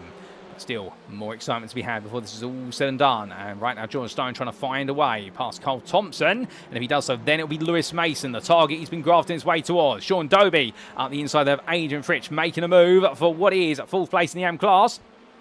Fraser Austin's 3 seconds behind. They have dropped Fraser at least for now, but you never know, Fraser could come back before this is all said and done if they fight each other too hard. So quite a bit of an excitement factor building up between them. But we'll just look up the road. Stone versus Exton. Exton on the inside, right to your picture in the blue Honda. Meanwhile, the Type 2 are racing at Black Veloster, backs off there, and while the Team Big Lips machine of Exton gets through. Smooth move. Carl Thompson's picked up a slowdown through the Kleiner chicane, so therefore that's going to bring him back towards him. It gives Lewis Mason some breathing room. And well, whilst all that's happening, meanwhile, your race leader of Ben Altria comes in towards the chicane, and as he does so, coming through, Jackie Eaterbox, one more lap to go for Ben Altria, but can he hold on to take his second overall career win in his history of the NXTCC? Well, we've got the best part of 1.5 minutes to find out, and Wojciech Swirydowicz half a second behind, keeping it honest every step of the way. Adam Wilson-Weir leading prime right now. This is looking very cool, calm and comfortable for the Type 2 racing leader, ahead of Isaac Doble, with Jack Pitter's second place of the primes right now, and Craig Twardock completing at the top 3 of the primes there, and currently the highest placed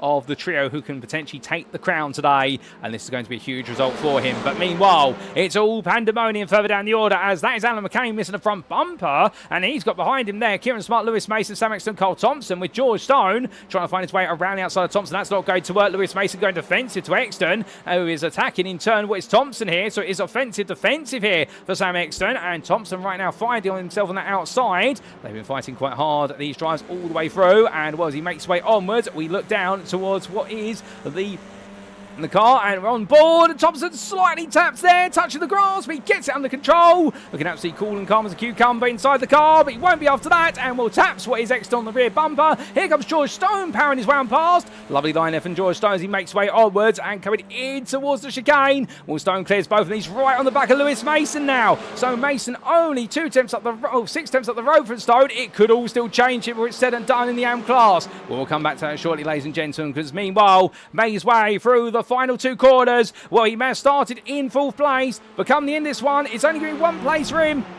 And it is going to be 1st place, because Ben Altria takes his 2nd career win overall in the NXTCC, ahead of Wojciech Swirydowicz, who finishes runner-up, and Adam Wilson-Weir comes on home for the prime win at 3rd overall, ahead of Isaac Doble, friends of Jack Pitters and Craig Twardock. It will be Andrew Pike in 7th place, and then we will see in 8th, it'll be Nick Livins ahead of Nigel Stock, who takes the AM win ahead of Joe Coffin, and outside the top 10, it's Michael Leese ahead of Phil McDougall and Lee Horn. Stuart Winnis recovers there to 14th place, all things said and done, and then Kieran Smart will come through, recovering to 15th place and come through from the rear of the field, but it's 3 wide behind, and it looks like it's Alan McCain just ahead of Lewis Mason, fending off George Stone to the finish line there for 2nd place in the AM class. Sam Exton taking home 19th ahead of Cole Thompson, who completes the top 20, and then Joshua Downing 21st place ahead of Sean Doby, who brings on home a magnificent 4th place there in the AM class. Adrian Fitch 5th in class, 23rd overall, and Fraser Austin's not too far behind, 6th in AM, 24th overall, and then we've got one more driver to come to finish his race on the lead lap. It is Ben Bennyworth, who did get sent very sideways, of course, coming through turn number 6 on the open lap after that contact we saw, but then he's got himself back in the car, which is great to see, and made his way towards the line here. Well, to Ben Bennyworth, it's not about how you start, it's about how you finish, and you always finish the race wherever you can as he heads on through. But of course, Many of you will be asking what exactly went down with regards to that battle that we did see for 16th place. Well, we are going to get a quick replay of that, ladies and gentlemen, because it was very firm and fast between them all right towards the very end. If we can get the replay of that battle, I think we might be able to. And here we go, how it all ended. So this was going on to lap number 13, as our drivers will cool down off camera, of course. And as we did see, it was initially Carl Thompson battling with Sam Exton. And we caught this battle, but we're going to come back to it because it was such a brilliant fight between them. But Lewis Mason just in front, Kieran Smart there as well, and Alan McCain at the head of the pack. But as they came through turn 3 into 4, we can see that little bit of a touch there between Exton, who came across slightly by looks things based that camera angle, and Thompson was pushed slightly to the grass, but got it under control. Exton went wide, coming through Lucien Bianchi box, and suddenly they fanned out, and it was George Stone. Keep your eyes on the Type 2 racing car on the left-hand side, who cuts across all of them, and then comes down to the brakes there hard enough that he actually sets off the emergency lights in that Veloster. And well, as they made that hill, then suddenly he was going on the attack after Lewis Mason. But at this point, Lewis Mason 6 tenths clear, and Alan McCain under pressure still. So how did Kieran Smart clear him? Well, was weaving their way between the slalom box chicane apexes, and we looked fine at least at that point. So it must have come right towards the very end, unless he picked up a slowdown of some description. But they all settled back down into a line. And well, this battle for the battle for 15th place did not stop. Coming down into that braking zone. Well, everyone went quite late on the brakes, and in fact McCain went deep there. He did have a slowdown. He served it. He got rid of it by going deep, and that gave Kieran Smart the position. And then Lewis Mason, well, he looked for the move on McCain, who was trying to get himself back up to speed. So Mason was actually held up there by the iRacing Sports powered by Crystal Autosport Honda. Through the chicane they went. He went too wide in. McCain just about kept within track limit, and in the end that's how they finished the race, ladies and gentlemen. What an ending. And for Lewis Mason, he had to be brave there, but he did the right thing, pressuring McCain. If he hadn't and he backed off, George Stone would have taken that place from it in the drag race to the line. Well, what an end to their race. And as the circuit goes quiet, let's take a look at those race results, subject to any stewards' inquiries. And here they are. And as we can see, our first race of our season finale for round 10 of 10 in season 10 of the NXTCC, hosted on iRacing, powered by Doble Motorcycles, saw Ben Altria take victory overall for Full Tilt Virtual Motorsport by 7 tenths ahead of Project 26 Alpha Touring Challenges Wojciech Swirydowicz. A second overall win in his career for Ben Altria, and for Wojciech Swirydowicz, a second place finish. He didn't need it. He doesn't need any points today to unconfirm his champion-elect status. All he needs to do is bring the car home. And well, behind them, a further 7 seconds adrift, it was Adam Wilson-Weir who took the prime win, and a Brent driver for the Type 2 racing driver to come through for that. Isaac Doble took 4th place for Double Sim Racing, and with that has lost some ground to Ben Altria, but 2 more races to come in the battle for 3rd place in the overall championship, which outpits us in 5th there, 2nd of the primes. A great drive for him, and the Type 2 racing driver following home a 1-2 behind Adam Wilson-Weir, so a great result for them, their first 1-2 in prime this season. And Craig Tardot for the Sim Racing Collective Esports with a superb drive to 3rd place in class. Well, that's a very important result, because that will now put him on top going into race number 2 in the Prime Championship charge. Then we did see 7th place there for Andrew Pike behind his teammate Twadop for TSRC, and it was the Irish Esports powered by Crystal Autosport pair of Nick Clibbins, who had a relatively quiet race, and Nigel Stock, your AM winner, who was constantly pressured by Joe Coffin for Team Big Lips, and that's how the top 10 was completed. Best rest in length, Michael Leese ahead of Phil McDougall, and comes to me ahead in the end by the best part of a second, and it was a further 6 tenths back to Lee Horn in 13th place for NXTGEN Orange, with Stuart Winnis and Kieran Smart completing the top 15 overall positions, and therefore Kieran Smart taking the last overall point from this race, recovering after his fall down the field on the open lap after that contact with Michael Leese. 16th was Alan McCain for Irish Esports powered by Crystal Autosport behind the track Scotland pair, but ahead of Full Tilt Virtual Motorsports Lewis Mason, 2nd of the AMs, who held off George Stone to line by just over a tenth, and the Type 2 racing driver was 3rd in AM, but 18th overall ahead of Sam Exton and Carl Thompson. Outside the top 20, in 21st place, it was Joshua Downing, who couldn't quite get involved in the battle for the top 20, but he was well clear of the battle for 4th place in AM between Sean Dobie and Adrian Fritsch, with Dobie getting the upper hand. And then we did see what was Adrian Fritsch, Fraser Rostons and Ben Bennyworth complete that top 25, and Gavin Garner was the first to finish a lap down, in fact 2 laps down, and he was the only one to finish the race as classified laps down, because it was a retirement sadly for Matthew Sheraton after that huge shunt in towards turn number 4. But ladies and gentlemen, that was just race number 1 of the day, and we've still got another 2 races to come, and well, 2 exciting races await us. So we're going to take a step away for a brief moment, and when we do come back, we'll be getting ourselves set for our second race of the day. And as we do leave you, we leave you with some words from our title sponsor for this series, and of course that is none other than Doble Motorcycles. We will see you again very shortly, folks.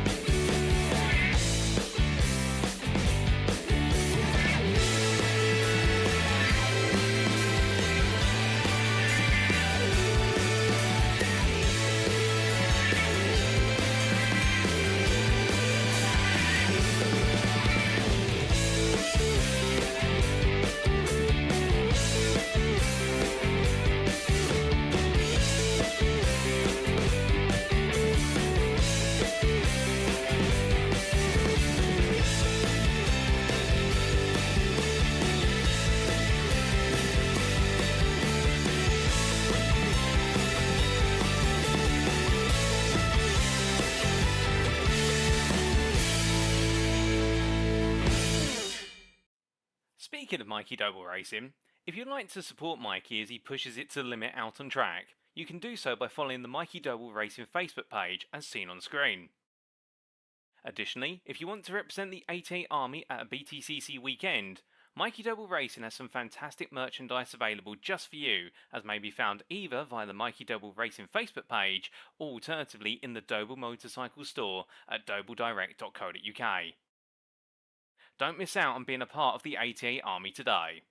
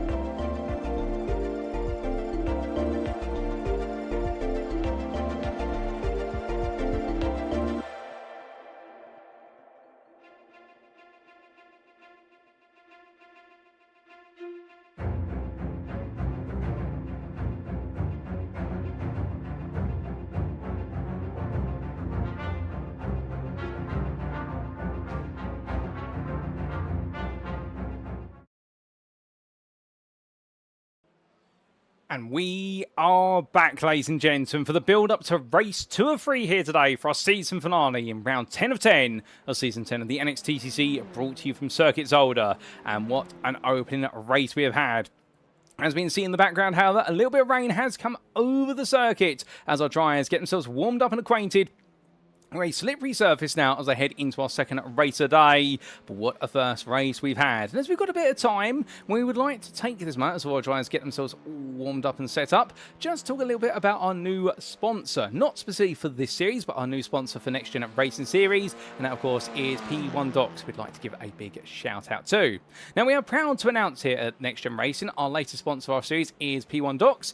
Founded by Ali Hunt, Alexander Spetz, Beckham Jasir, and Vasilios Beletsiotis, P1 Docs aims to provide sim racing setups which are forged through a top split experience and shared with full transparency. Every setup released is tested, timed and tuned by drivers who stand behind their work and believe in doing things the right way. No shortcuts, no guesswork and no adjustments required. So if you do want to get your hands on setups which are built to win and are always available to elevate your racing on the simulator, be sure to check out P1 Docs' website at www.p1docs.com. We're very grateful to have them sponsor our series at Next Gen Racing going forward, and a huge shout out there to P1 Docs, and again their website p1docs.com, and you can see it on their logo there on the right hand side of your screen for a brief moment.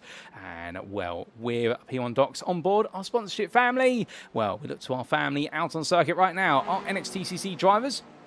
We're absolutely itching to go, and well, Cosmos there says the YouTube chat, this will be interesting, and 100%. A little bit of rain is coming down between what was race number 1 and race number 2, but there's no rain falling at the moment, at least on our cameras, unless it's very fine drizzle. I expect the wipers on just there to clear the spray that's being kicked up from the cars in front. But now it'll be the gamble of, do you go out there on a wet tyre, or do you gamble on the slicks, or do you go from wet to slick as the race goes on? And is there going to be the risk of rain coming back? For all that and plenty more, we will have to find out. But as the drivers make their way around as well, let's give you a quick update on the championship standings after our first race a day. So firstly, the big question in Pro, who's currently in 3rd place? Well, it is Ben Altria. After that overall win, his 2nd of his career.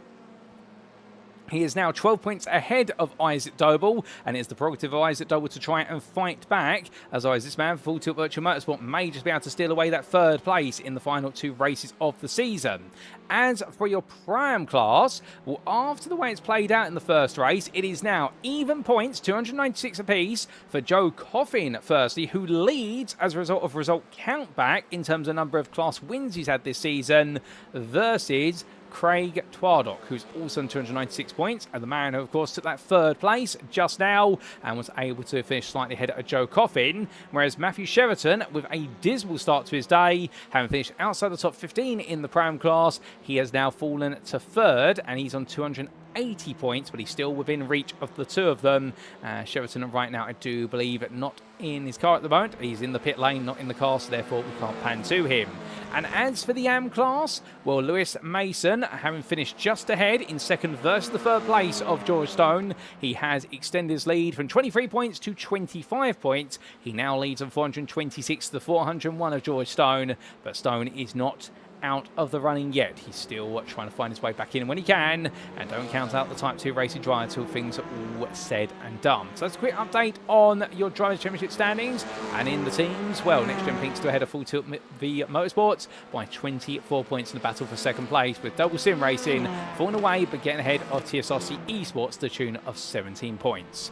So those are the updates, and we're all ready to go. As we do, say hello to Mark Kent 94. He says, good evening, Paul and chat. Managed to make the broadcast after moving, and well, it does seem to be the theme of house moves at the moment. We caught up with Jamie Dory, who is our race director today, earlier on, and he was talking about the fact that he's been moving house. And well, Mark, I hope it's all gone well for yourself in terms of your move, and we're always happy to see it tuned in. And of course, Mark Kent, ladies and gentlemen, the uninitiated, a veteran of the NXTCC, and a Hall of Famer in a way, in the fact he's put on some absolutely incredible performances in his time racing the NXTCC, and we'd love to see him back on the grid in the near future.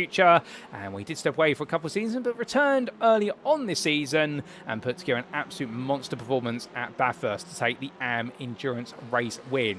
And well, Now we've got Mark there, as we also do say hello to Freeze in that Tubi in the Twitch chat there. And, well, without further ado, ladies and gentlemen, it is time to go green flag racing once again, because all the drivers make the way to the grid, and in these changeable conditions, what exactly is going to go down in race number 2 here at Circuit Zolder?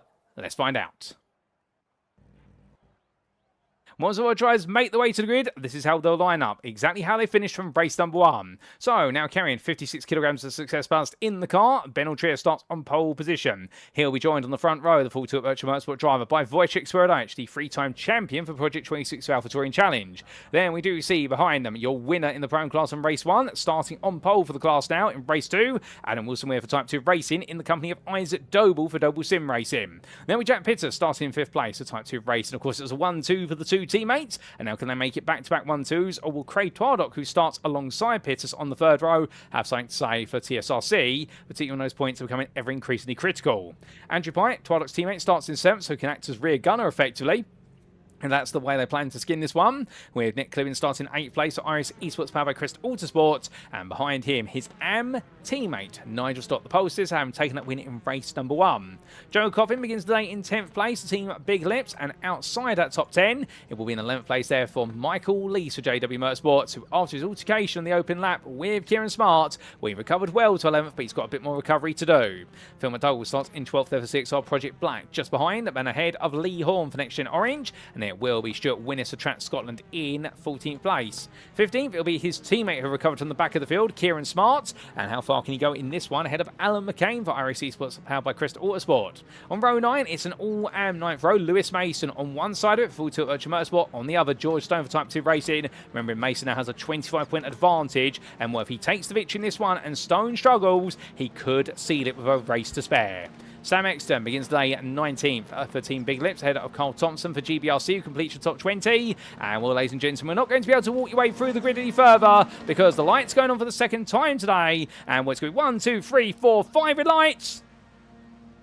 And it's lights out and away we go. So all relatively slow off the starting blocks as they make the way of the way. I think everyone tiptoeing along at the moment on wet tyres there and just trying to gauge how much traction is required. But as they make the way into opening corner, well, Swirydowicz jumping ahead of Ben Altria, and Adam Wilson winning a 3 wide, finds himself in the middle, and he manages to part the seas like Moses to hold on. A couple of tries going wide. Winnis being the main one who's gone wide, but he rejoins, falling down the order down to 20th place as Wilson Weir, Pitters and Twardock together. And right now Jack Pitters really attacking here, and Wilson Weir is struggling for temperature in those tyres as they come through.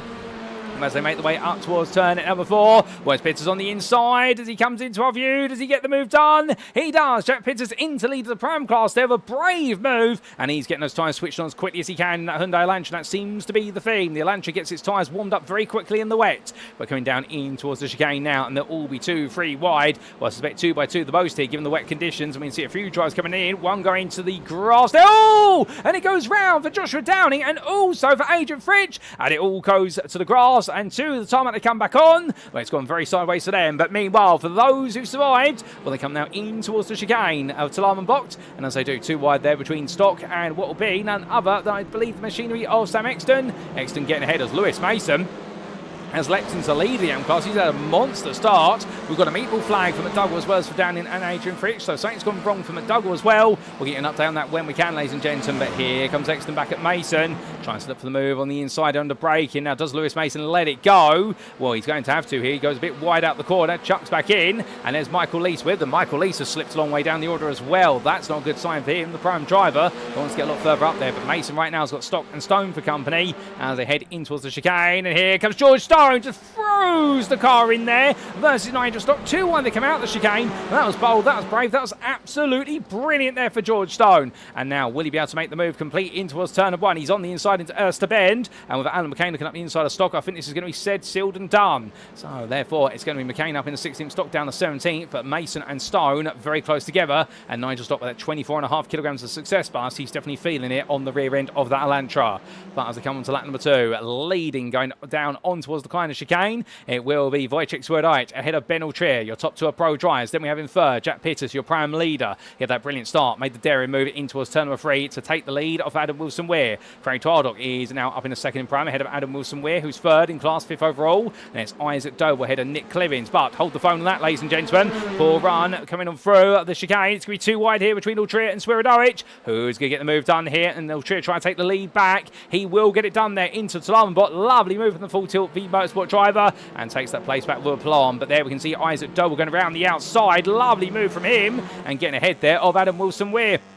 And the Double Sim Racing driver absolutely delivering that lovely line. And can the 65 driver now break away here? Can he go hunting after Altria? 9. If Altria takes another win, it's going to need Isaac Doble to take the win overall and for Altria to have a nightmare final race of the season if he wants to get that third place back. And given the fact that Isaac Doble has been third in the championship for so long, I think it'd be a little bit upsetting if he did not finish in it. But to be fair, that's sometimes the way it goes. But further back there we can see in 12th place, Michael Lees versus Sam Exton. We'll continue that recap of the top 10 when we can, folks, because there's so much battling going on right now. We don't want to miss a moment of it. As Michael Lees, I think, briefly tapped by Exton, or if it was a tap, it was netcode. And well, Exton will take that 12th place of Lees there, but Lees having to stamp the brakes on and get the car under control. We did so as Lewis Mason right now queues up behind him, and Mason looking for the move on the inside here. And I think he's worried about the fact if he gets caught up behind another driver, George Stone will immediately attack him. Of course, if Mason was to finish directly behind George Stone, he would still have a comfortable lead going into the final race of the day. He would need a nightmare final race for George Stone to be able to usurp him. But then again, anything can happen in the NXTCC,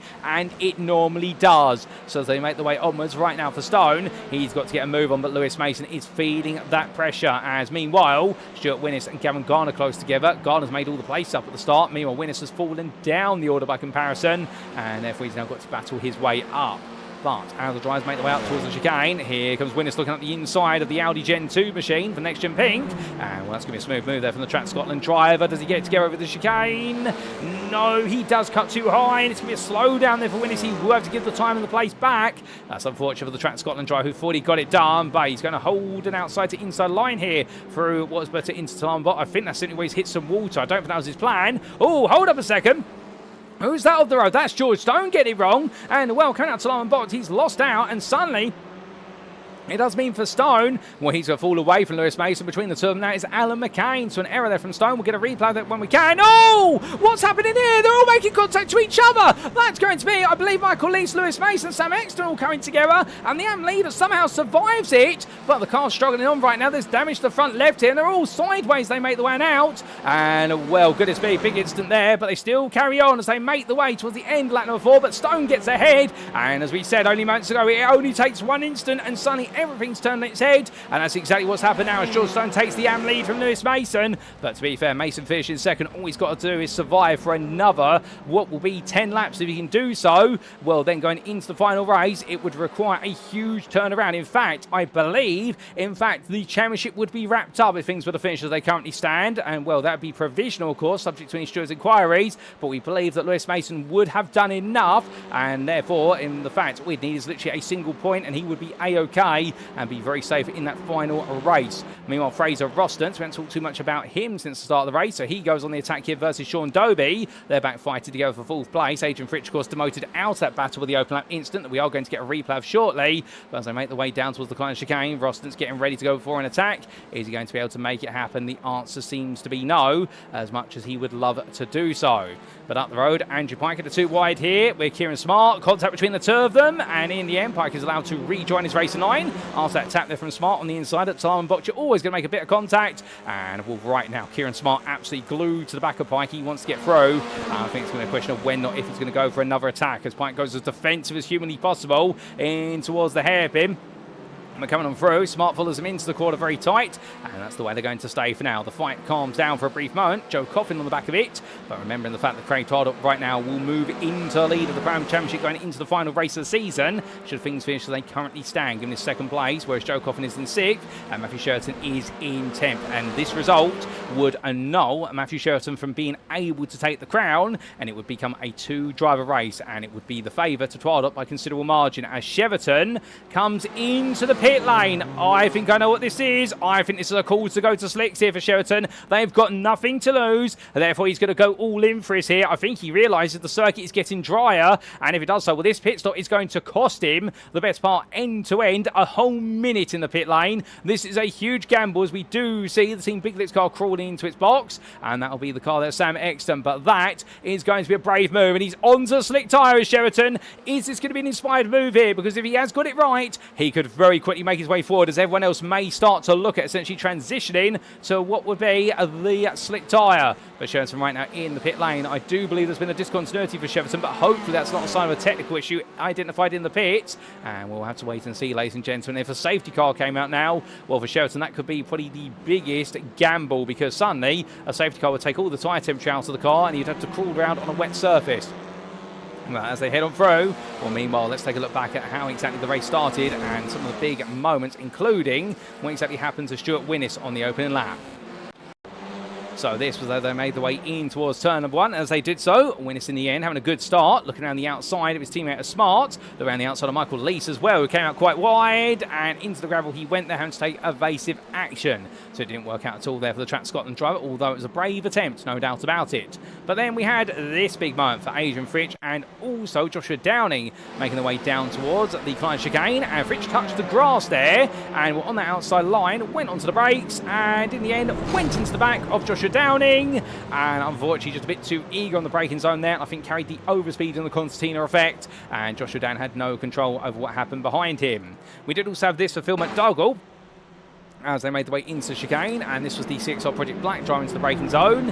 As he did so there, I think he was just elbowed wide. Oh, he hopped over the curb, and unfortunately the car went round and briefly brushed the barrier, but he got away with that for the most part. And then we had a bit of a big incident a couple of laps later for Michael Lease on lap 2.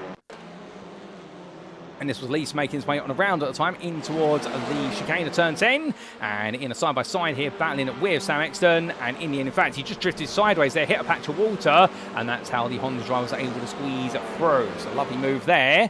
And on lap 3 we had this big bump for George Stone. This was the drama on lap 3 that changed the AM leadership.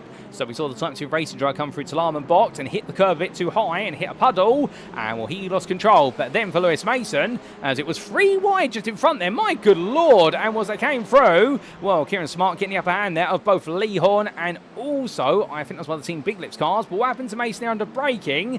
The answer is, it was a big concertina, came in way too late on the brakes, had to skip to the inside and hit the 22 several times there, and well, that explains it. And Sam Exton had to go to the pit lane as a result of that contact. A big hit for him, no doubt about it, as we now come back to your live racing. And as we do, we have lost Matthew Sheraton from this race, ladies and gentlemen, as the rain starts to fall. And I think he came into the pits, they went up at the slicks line, got the car up on the jacks, and then they saw on the weather radar the rain had come back, and I think it was all in pieces. But for Adam Wilson-Weir, well, he's battling right now. In fact, Adam Wilson-Weir has dropped a lot of places quite recently. He's really slipped down the order, and well, Jack Pitters now into lead of the Prime class. Wow, exactly to get through. But he got into the lead of the class on the opening lap, did Pitters, through the opening few quarters, but Wilson-Weir's had a small mistake on lap number 7 to start it, and coming around, he's battling side by side with Nick Clivens now. Can he hold it together? We'll have to wait and see. But as he rolls his way onwards, well, here comes Clivens back on the inside of him. But that rain falling, that's going to top up the circuit a little bit, and it'll just force it back into the hands of the wet tyre. And well, unfortunately for Sheraton, it does mean now he's out of contention for the Prime Championship crown, but he can still finish third in the championship. Kieran Smart looking on the inside here versus Wilson-Weir, and Smart is absolutely ripping his way through this field right now. He's rapid, I can tell you that. As Wilson-Weir having an absolute ham sandwich at the moment, going out of what was the chicane, and he does so, loses out to Joe Coffin as well. The Team Big Lips trying to squeeze on through. Coffin is on the march, so up in a 5th now in the Prime class. Twildop would still be holding the lead, he'd be holding the reins going into the final race, and he would need Coffin to beat him, and he'd need to finish a few places behind him to see the points swing back in Coffin's favour. Meanwhile, whilst they all start to queue up on each other, and Nick Clemens leads this queue down towards the chicane, leads him down towards the hairpin, as he makes way on through the Boulder Harshable box and now into the Jochen Ring box chicane. Well, you can see right now, it really is all about here, just finding the grip and finding the time. And your number 13 driver doing a fantastic job of doing so into that braking zone. It's not quite working out at the moment for everyone else behind him as they all try to look for a way. And Nick Clibbins, well, we do know he is quite strong in these changeable conditions. He's not the quickest driver out there, but what he's got going for him, he's an incredibly consistent driver. Nick's been on the grid literally since day one of the NXTCC. He's one of the nicest drivers you could ever meet and chat to off the grid and on the circuit as well. He's one of the most respectful. He's a true gentleman racer out there. And, well, he's taken a few Pro-Am wins in his career, and he's taken a couple of overall podiums as well. I don't think he's ever taken an overall win as far as I'm aware, although iRacing Sports have taken a small number of them, but definitely he's been impressive as seasons have gone on. As meanwhile, well, impressive battling here between Stock and Thompson, and that is going to be Kyle Thompson trying to look for a move as they come through turns 2, 3, and up towards 4 they go. But will we see Thompson come back? No, Nigel Stock gets clear and holds into Ferdinand, but most importantly for him, 18th overall in that battle, as that rain is really coming down on the first half of the lap, and that is topping up the water tremendously so. And well, that rain will definitely make the circuit even more dangerous for them to try and find the grip on. But those who can find it and dare to do so, well, they may gain even more time as we see them all hop over the curves. And Sean Dobe, we jump on board here, and you can see those wipers now in full effect as he makes his way down through Butter Bend. But this is where it gets treacherous, because once the standing water forms going through Butter into Tulamenbot, there is a very specific line that changes throughout this sequence of corners, and you've got to be ready for that change. It's normally the first driver who finds it will know, because you'll see them go spinning out through Butter Bend, and therefore they've got to take their time with this right now. And that's why sometimes being a bit cautious, or perhaps being the car behind, actually isn't a bad thing, because of the fact you get to use the car in front as your research material. But meanwhile, Kieran Smart ahead of Nick Clemens. He has found his way through, coming out of turn number 8. Clemens one's wide. He just misses the barrier there on the exit of turn 10. That looked close to tears there. Meanwhile, Michael Lees has fallen down the order, and Stuart Winnis as well. I think Lees had a major off track, but in the rear of the picture, that's Lee Hood. It's a big scramble here in towards turn number 1, going to lap 9, and that's going to be George Stone, the AM leader, pulling away from Winnis and Horn, with Lewis Mason getting in amongst it all. Mason, of course, the damage to the car. Gavin Garner up the inside, but backs off there. No, he doesn't want to get involved in the AM lead battle unless he absolutely is confident he can clear it. And well, Lewis Mason here looking for the 3 wide as they come through turn number 3 right now. But in the end, it becomes a 2 wide with Lee Horn, but Horn outpowers him in towards turn number 4. And I think Mason is struggling right now for rotation for those right-handers, given the damage to the front left of the car. But coming down towards the kind of chicane, well, here we can see onto the brakes they go. And right now, well, is it going to be a move here for Mason, or is it going to be Horn getting back at him? No, he clears. Horn goes around the outside. Lovely line from Mason, but he cuts it too high. He picks up a slowdown, and that's going to force him down the orders. Meanwhile, that is Stuart Winnis having to serve a slowdown as well, and also touching the grass there, and it's everyone through. In fact, Stuart Winnis has got suspension damage, I believe, and the Track Scotland driver is out of the hunt. He's going to have to serve what will be repairs to the car, because he has got a meatball flag there. But what an odd instant for Winnis. One minute's looking okay, and the next minute's all gone wrong. But I think he's hit that chicane way too high, and that's what's caused the damage to the car. But can we get a replay of that? I think we might be able to, ladies and gentlemen. And here we go for a quick look back. So this was Winnis making his way into chicane under braking. Let's listen in. Oh, goodness me, and that would have done it. That bump over the chicane has broken a key part of the suspension. Brush to the wall, he can't keep the car straight, and that proves it coming down that hard onto what was the front left suspension rod. It has broken that suspension rod, and that's why he's got to come into the pit lane. That explains the story. So the chicane catching out Winnis, but as he loses out, others will gain. And well, meanwhile, Andrew Pike still looking for a potential move here, as well, in fact, he's trying to hold off Joe Coffin. Let's get it corrected. Coffin attacking and looking up the inside. They touch twice. Are they going to touch a third time as they come through turn 3? Not quite, although Pike goes very sideways. They're trying to get the power down, and we'll try to wrangle what life he can out of his Honda. As meanwhile, battle for the lead. It's all the way up into the second half of the lap already. Ben Altria versus Wojciech Swirydowicz. Altria gets back ahead again, with Swirydowicz serving a slowdown penalty for what was the invalidation of track limits at turn number 5. So Altria holding on, but Swirydowicz pushing on as much as he can. And right now, Altria trying to make it back-to-back overall wins here today, and also on top of that, make it his 3rd career win. And well, they do normally say they come in bunches when they arrive. And right now for Altria, he's just got to hold on a little bit longer. But here comes Swirydowicz, late on the brakes, up the inside. Does he get it stopped? No, he goes deep. And Altria comes back at him here. But Swirydowicz right now just trying to tease out the grip levels as much as he can. And whilst there may not be much on the line for Swirydowicz, well, of course, there's always a point of pride in trying to beat the man in front of you. And Altria right now, if he can take this overall win with Isaac Doble in 4th place overall, then Altria would open up quite a comfortable gap going into the final race. As Swirydowicz almost understeers into the exit. Well, my goodness. Well, to be fair, Woj, as he's nicknamed by many a driver, but we call him Wojciech, using his full name,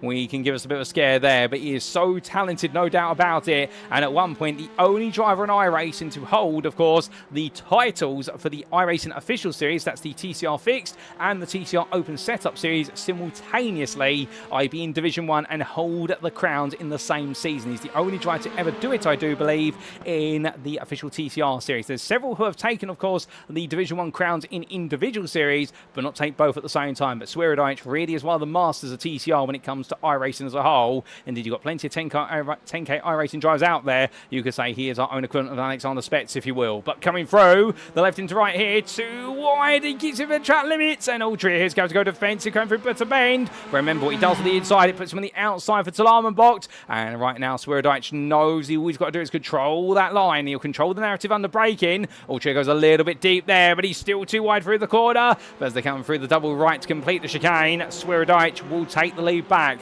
Brilliant bit of defensive driving there from Altria, but Swirydowicz just too strong to withstand. But meanwhile, whilst all that's happening, and more rain falls, Lee Horn still trying to make some progress as well. We also had an off for Sean Doby, who slipped back to 19th place. Oh, who's that going straight on? That's Joe Coffin. And Coffin there cutting the chicane, I think out-braking himself, and the car going straight on. And he decided not to fight it, so as it would have gone around. And he'll serve that slowdown, but he'll have to serve it all the way coming through Boulder Harshfield box and in towards what will be the final couple of corners. So that's going to drop him away from Craig Tardock, and it could see him give up a position to Adam Wilson-Weir, who's not too far behind. And Wilson-Weir has gradually been elbowed down the order, but remember, he's got a lot more weight in that car, 32.5 kilograms compared to his previous weight, and therefore he's definitely trying to get used to the mass, the success ballast, which always does throw some drivers out. Some drivers like having a bit of success ballast in the car. It actually helps stabilize the rear of the car, and it always comes at a cost, which is excessive tyre life, or in the case of wet weather conditions, it means the braking distances become even longer. But on to lap 12 they go. Not long left in this race right now, and that rain, whilst it falls light, it definitely complicates the fights out there. Stuart Winnis then, after getting the repairs done to his car, chased after Phil McDougall right now for 21st place, 10th in the Pro-Am class. And, well, stay close they do, but it's not going to be a move there from Winnis, still staying behind at the moment. Lee Horn catch up to the back of Lewis Mason, and Mason, despite the fact he's got that damage on the car, credit where it's due to the AM driver, hold on to second in AM versus George Stone, and right now Stone will be striking back at him. But understandably, this will be a big result for Lewis Mason, and it will make him feel very comfortable going into the final race. But of course, in that final race, all he's got to do is get the car home. But there's been a lot of off-tracks for the drivers further up the road, and we'll get a bit of a feed onto that very shortly, ladies and gentlemen. But right now, Stone and Mason, there they are, and your AM leader, George Stone, trying to equalise the score. But remember the fact, he may gain some points back, but it'll be pretty much the reversal of the points exchange between the two of them after race number 1. So it does seem as though right now, as they carve their way around, that Lewis Mason here is going to be a bit of an inevitability, although all over the back of Stone. Can he hold on just for a bit longer? Meanwhile, we do look all the way back. We can see what is there. Wojciech Swirydowicz make his way on through, and we can, as he heads down towards turn number 1. Well, Ben Altria there now, going in towards the final lap of the day, and well, the final lap of this race today, we should say. It's Swirydowicz who leads ahead of Ben Altria, and well, we can see there Jack Pittas, your prime leader. He's holding on very well. He's held on so far ahead of Craig Tardock. Tardock has been slowly bringing that gap down, but the TSRC driver's still got more work to chisel out, as Isaac Doble sits all over the back of him like a bad rash. And the Doble Sim Racing driver in the battle of the two Hondas. Well, right now, at least, it does seem as though for Isaac Doble, this is not coming forward too quickly. And, well, if he finishes in that 5th place spot and Ben Altria takes that 2nd, it's going to need Altria to have a nightmare final race of the day in order to see Isaac potentially take the 3rd place back. right now, at least, Ben Altria doing more than enough. And, well, it may not be over yet, of course, in the fact that he's still catching back up to the leader as they make the way through to Lahm and Bocht. It's close as Twilight picks up a slowdown, so that's going to prevent any further progress after Pittus. But your two leaders together there. And in the battle for the lead of the AM class, George Stone has suddenly leapt up to 10th place. They're all picking up slowdowns here. I wonder whether Stone's potentially cut the course, but they're all getting slowdowns very quickly. And Lewis Mason a lot further back suddenly. Well, they're all in a long line here. It's all changeable. Let's wait and see how this is all going to swap around. But definitely a bit of drama there. But meanwhile, here come the leaders then in towards the final two corners. And Ben Altria flashes his headlights trying to distract our leader. But for a three-time champion-elect, as he makes his way up through the corners right now, it's a sprint to the finish. But it is going to be Wojciech Swirydowicz who takes the win back as he crossed the line there just out of Ben Altria by a 10th in the end. And then Jack Pittus will come home 11 seconds behind to bring home the prime win, third overall. But who will be fourth? It's going to be Isaac Doble, who just outruns Great Todd to line, who takes second place in the Prime class. Kieran Smart comes down third in class, sixth overall. What a drive from Kieran Smart to come charging through for 15th. Nick Clemens takes 7th ahead of Andrew Pike with Joe Coffin. And George Stone completed your top 10. Congratulations to George for the AM win. Lee Horn takes 11th ahead of Adam Wilson-Weir, with Gavin Garner in 13th place ahead of Michael Lees. Lewis Mason comes home second in AM, 15th overall. And there'll be Alan McCain ahead of Nigel Stock, with Carl Thompson and coming on through there behind the third place AM driver to take 9th in Pro-Am, and just beating Fraser Rostance to line for 18th. Rostance takes 19th, and it'll be Sean Doby who valiantly comes across line in 20th place. And then we will see Stuart Winnis come home in 21st. And it'll be a bit more time before we do see Phil McDougall coming through. And I do believe he is the best part of 10 seconds behind. He'll shortly be coming over the crest of that hill in the background. There he is. And well, he survives it in the end, coming home 22nd. And Joshua Downing, 6 seconds behind, will finish there in 23rd. Finishing a lap down, that was Sam Exner who came on through. And down there holding it together for 23rd, the last of the eligible reverse grid positions. Adrian Fitch sadly lost in this race, as was Matthew Shepperton. But what a drive there from none other than Swirydowicz, and well, our number 80 driver absolutely showing you how it's done. But to be fair, Ben Altria never letting him get away in the hunt for the victory, and it was so close between the two of them, it could have gone either way. And well, right now for Swirydowicz, he'll be thinking to himself that one day Altria could definitely be a championship contender given the performances he's had today. As Jack Pittus, meanwhile, cools things on down, and a very potent Prime win. And we'll keep in mind, of course, he's only joined midway through the season, but right now definitely channeling the spirit of Ricard Rydell, and he'll be very happy to make it another Prime podium, this time on the top step. Not quite a 1-2 for the team, where Adam Wilson-Weir falling on down, but Craig Tardock with that second place in Pro-Am. He takes one step closer to becoming the Prime champion, with Joe Coffin 5th place and Matthew Sheraton retiring from the race. It means now for Twardock, all he needs to do is finish close behind Joe Coffin, and he is guaranteed to be your Prime champion for Season 10. And as in the AM class, Lewis Mason holds the advantage, despite George Stone beating him to the win. But still, Mason will be ahead by the best part of 20 points going into the final race, and only needs a couple of points to confirm he will be AM champion. But ladies and gentlemen, they all cooling down, and with it, let's take a look at those race results, subject to any Stewards inquiries. And as we can see, Wojciech Swirydowicz then, your winner for Project 26 Alpha Touring Challenge by a 10th at the finish line ahead of Ben Altria for Full Tilt Virtual Motorsports.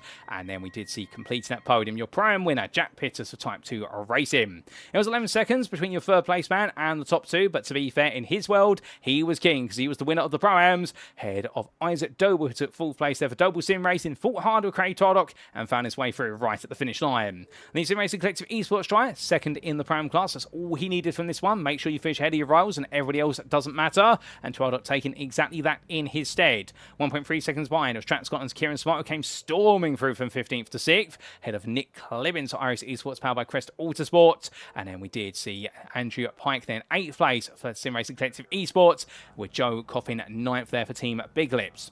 That was your top 5 in Prime completed by Coffin, and George Stone completed the run to AM victory there in 10th place, fighting his way past Lewis Mason and plenty of other drivers, and the Type 2 racer driver will be pleased with that. Lee Horn, best first and 11th there for NXTGEN Orange, having a better race 2 compared to his race 1, and Adam Wilson-Weir slipped down the order of 12th place, but the Type 2 racing driver still guaranteed to be within the reverse grid. Speaking of which, the last driver to be in the reverse grid, guaranteed, will be your 13th place finisher, Gavin Gardner, in the number 11 for NXTGEN Pink. Then Michael East at 14th place, half a second behind, but a whole second ahead of Lewis Mason, run up in the AM class with pulled to Virtual Motorsport, and Alan McCain missing out on an overall point to Mason for taking 16th for iRacing Esports powered by Crest Autosport ahead of his teammate of Nigel Stock, who rounded off the AM podium. Carl Thompson, Fraser Rostance and Sean Doby completed your top 20. And outside that top 20, 21st, Stuart Winnis ahead of Phil McDougall. And then we did see your last lead lap finisher and completing the eligible positions to the reverse grid, none other than Joshua Downing for Type 2 Racing in 23rd. It was a lap down to Sam X after that huge shunt earlier on in the race. And we did see retirements to Adrian Fritsch and also Matthew Cheverton. But ladies and gentlemen, with that completes our second race of the day. And as the rain falls in earnest, well, of course, that means there's only one question before we cut away for the build-up to race number 3. And that big question, of course, is where exactly will we be reversing the grid from? So without further ado, as we do look to the commentary booth, and here we go. And good evening to you all. I hope you're all doing well. Well, we are all set for our final reverse grid draw of the season. In fact, let me just get my notes up to make sure that I do get it right with regards to where exactly we're drawing the grid from so far. And, well, as we can see here in the Next Gen Racing Lottery Bowl, of course, brought to us by Sam Cases UK. Big thank you to them. We've had this bowl for the best part now of 4 years, if I remember correctly. In this bowl are the numbers 6 through to 12. Now, we will draw 2 balls out the bowl and we'll add them together. And where they add to is where we reverse the grid from. And our highest reverse grid so far this season has been 20th place in both rounds 2 and also round number 8. So I'm going to give you all a moment to put your predictions in the chat, whether you're in Facebook, Twitch, or alternatively YouTube. Give your predictions where the grid will be reversed from 13th through to 23rd. And as you do, well, I'm going to close my eyes and start drawing the balls out. Here we go, ladies and gentlemen. So we do a shuffle as always. And our first ball comes out of the bowl straight away, just like that. And it is going to be for the first ball of the day. It's not quite 12, but it is number 11. The number 11 makes its 4th appearance this season. But what will it be joined by? Will it be the number 12? Here we go. We do the shuffle. And we take our final ball out of the bowl for this season. And joining the number 11, well, it's not quite 12. It's the number 8 that makes another appearance. And therefore, it does mean it's a top 19 reverse grid. That is going to be the 3rd time. And in fact, this is the exact same combination we had last time out at Motegi. But who will it be this time who starts on that pole position? Well, it is going to be none other than Fraser Rostance, who inherits pole position today. And he will be on the front row, joined by Carl Thompson. So a chance for Rostance potentially take his first and win of the season. Well, it's going to be a huge opportunity for him. But 11 and 8, it makes 19. We've got a top 19 reverse grid for the final race of the day. And we'll be back in approximately 5 to 7 minutes time for the build up to it. And just as we do leave you to it, we're going to get a word or two from our title sponsor. Now, of course, Doble Motorcycles. We will see you very shortly, ladies and gentlemen, for our last race of the season. Don't go anywhere. You won't want to miss it.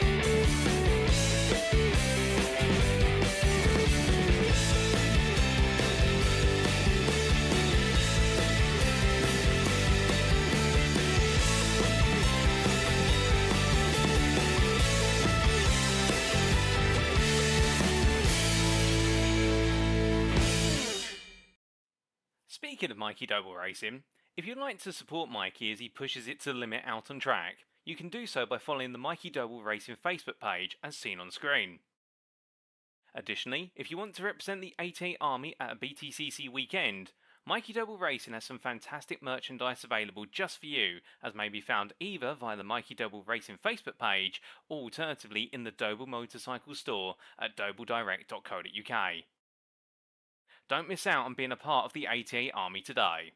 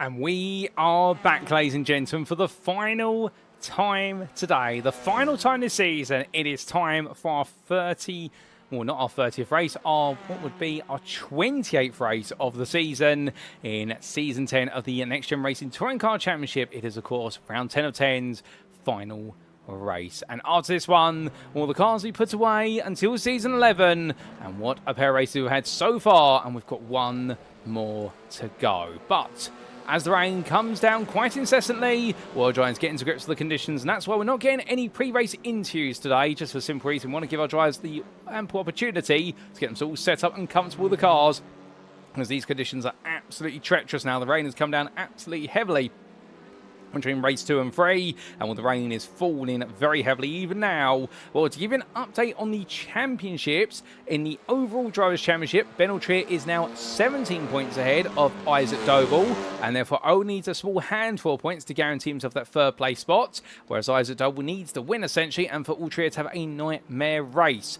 Meanwhile, in the Prime class, it is looking as though things are all heading the way of TSRC's Craig Twardock, because he's currently leading 313 points to Joe Coffin's 307. He has a 6-point advantage, so for what would be Joe Coffin, he will need a result that's going to finish ahead of Twardock, and he would need to beat him. If he won the race, he would need to beat Craig Twardock by at least 4 positions. So Twardock would have to finish 5th, if my memory serves me correctly. Then you've got to consider the bonus points as well, such as the fastest lap bonus points.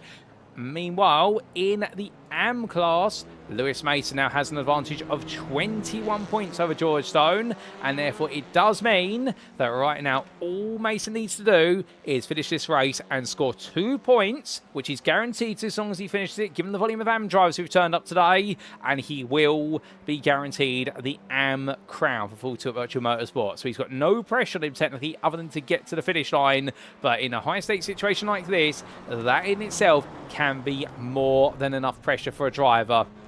And it will understandably be one of the situations whereby for Lewis Mason, who has definitely tried to keep as cool as he possibly can, he's tried to be much like when Jamie Dory took his second NXTCC crown, which is more focused on points rather than wins. And Lewis Mason is channeling that as much as he possibly can.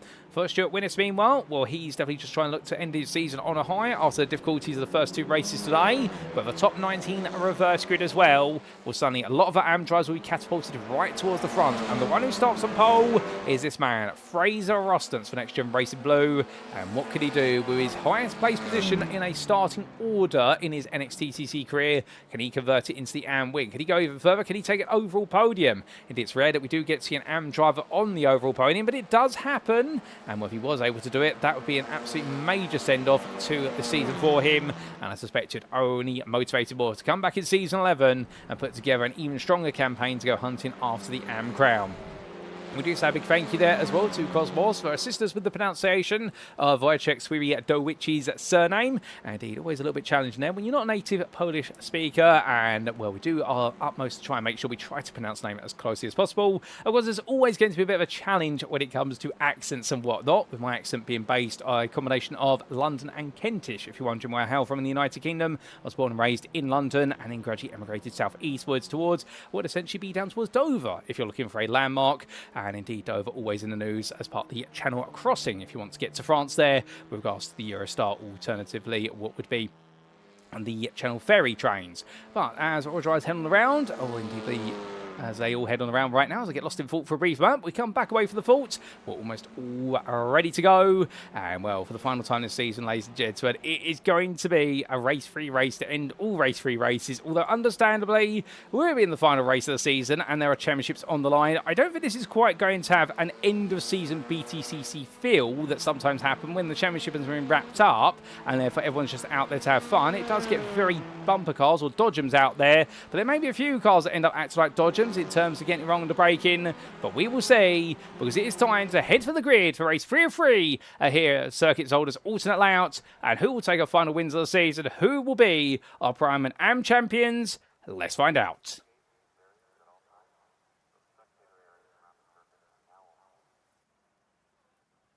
And so as the drivers all make their way to the grid for the final time this season, this is how they'll line up in the race 3 reverse grid race. It's a top 19 inverted grid, and as we can see, Fraser Roston starts from pole position for NXTGEN Blue, the AM and overall pole sitter, and he'll be joined on the front row by Carl Thompson for GBRC, who'll be your prime pole sitter. On row number 2, Nigel Stott for Irish Esports powered by Crystal Autosport and Alan McCain, his teammate, and then we will see behind them it's AMS on left hand side of the grid down to row 3 because Lewis Mason will start there for Full Tilt Virtual Motorsports, head of Michael Lees for JW Motorsports. On row 4, Gavin Garner, your pro pole sitter, if there was a pro class pointage, but there's not. They only score points overall, but Gavin Garner starts the highest of the pros, and NXTGEN Pink ahead of Type 2 Racing's Adam Wilson-Weir. And then we do see completed the top 10 Lee Horn for NXTGEN Orange and George Stone for Type 2 Racing. Outside the top 10, starting in 11th place, it is going to be Joe Coffin for Team Big Lips, head of TSLC Esports' Andrew Pike, and on row number 7, Nick Clemens, Irish Esports powered by Crystal Autosport, will be in the company of Kieran Smart for Track Scotland. On row at number 8, Craig Tardot for TSLC Esports, head of Isaac Doble for Doble Sim Racing, and then we'll see on row number 9, Jack Pitters for Type 2 Racing, having to battle his way with Ben Altria for Full Tilt Virtual Motorsport. Then completing that top 20, with Wojciech Swirydowicz, the winner of race number 2, starts in 19th with that inverting, and meanwhile the Project 26 Alpha Touring Challenge driver will be in the company of Sean Doby, a very lonely Sean Doby, starting 20th there for A-Tit Racing, with the majority of the Anfield all the way towards the front of the field. He didn't make it there with them.